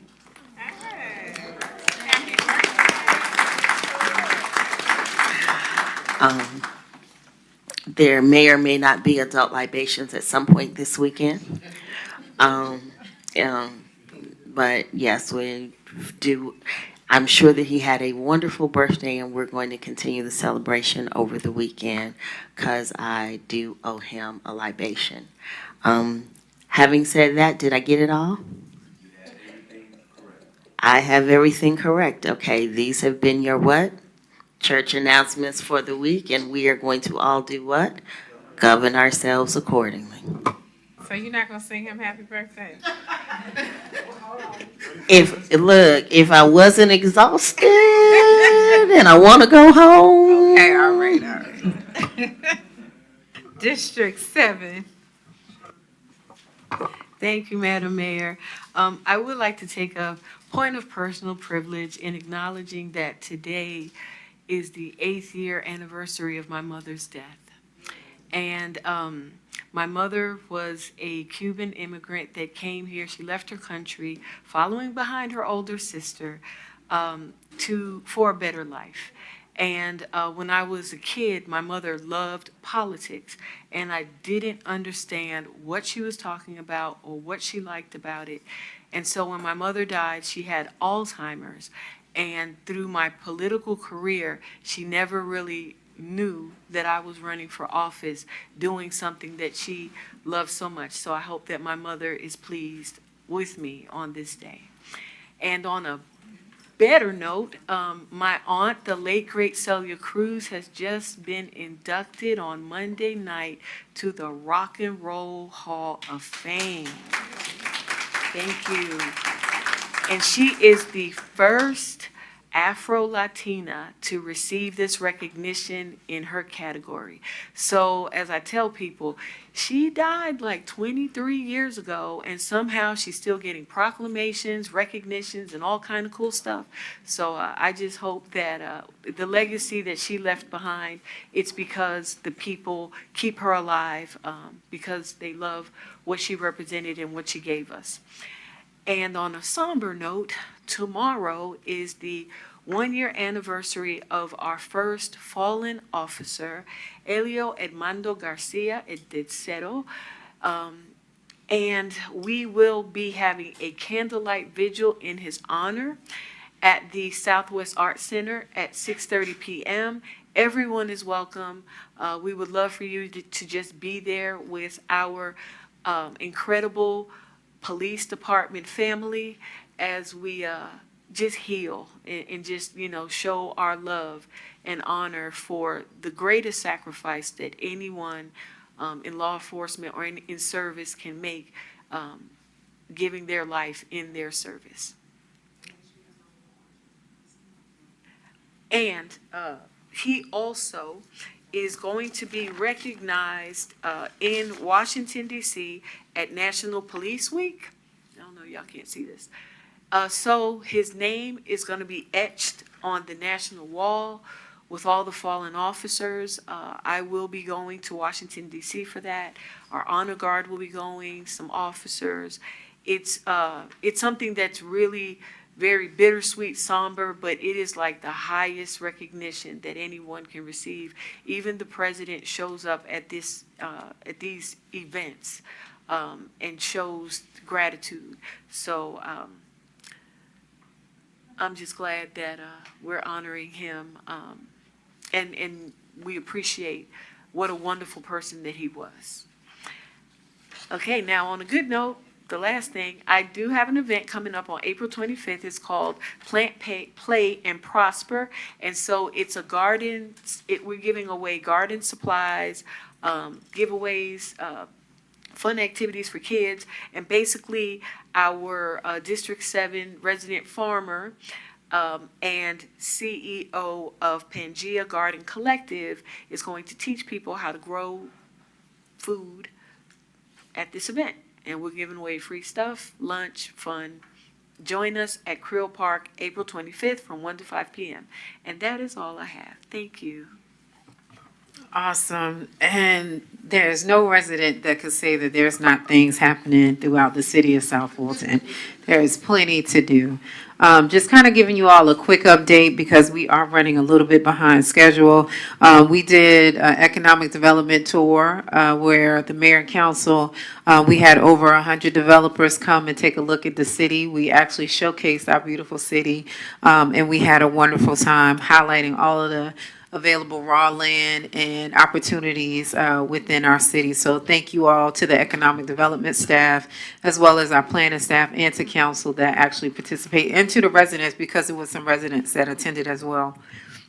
Yesterday, we also had another economic development tour where we were actually in Fairburn. We had an opportunity in District 4, where we had an opportunity to see 100 acres of raw land. I mean, we saw snakes, we saw everything, but this land is available, had horses, goats, everything. But we had Black developers actually out and taking a look at that area, and that was very nice as well. Investing in our youth, we've been going around to the schools. We've been promoting South Fulton. Today, I was even at Shelter in Arms, taking the opportunity to read to some of the students and talking about Georgia and the city of South Fulton. So that is exciting. We are continuing to do great things and strengthen our relationships along with the schools. Regional collaboration, as you all know, I probably have shared that I was traveling last week, went to the African American Mayors Association, also have been convening with local mayors in the area to kind of help us with supporting and getting things done. So we have been really working hard, and I've been representing you all as well. One other thing that we launched last week was Operation Go Home. How many of you know where your children are? They should be at home. Okay, she said in her dorm room. They should be where they need to be, and it's good that the parents know exactly where they are. That is with partnership with the police department, we launched Operation Go Home.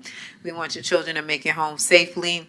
We know that as the summer approaches, there is many things that they can get into, but we are really trying hard to make sure that we are finding activities. We have a robust list of programs throughout our parks and recs. We also have the Amnesty business program for college students that are coming home. We have a 10-week program that we're also offering, as well as we hosted a hiring fair.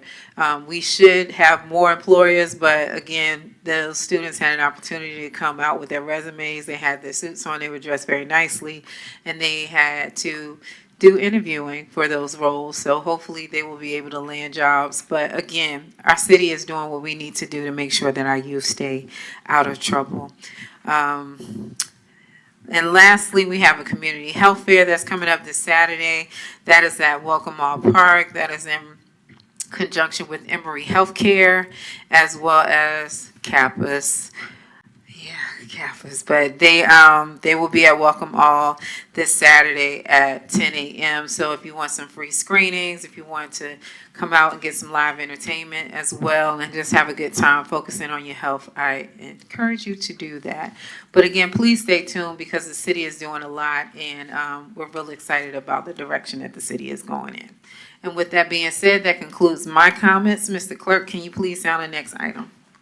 Brings us to Roman numeral 10, agenda items. Under letter A, administration.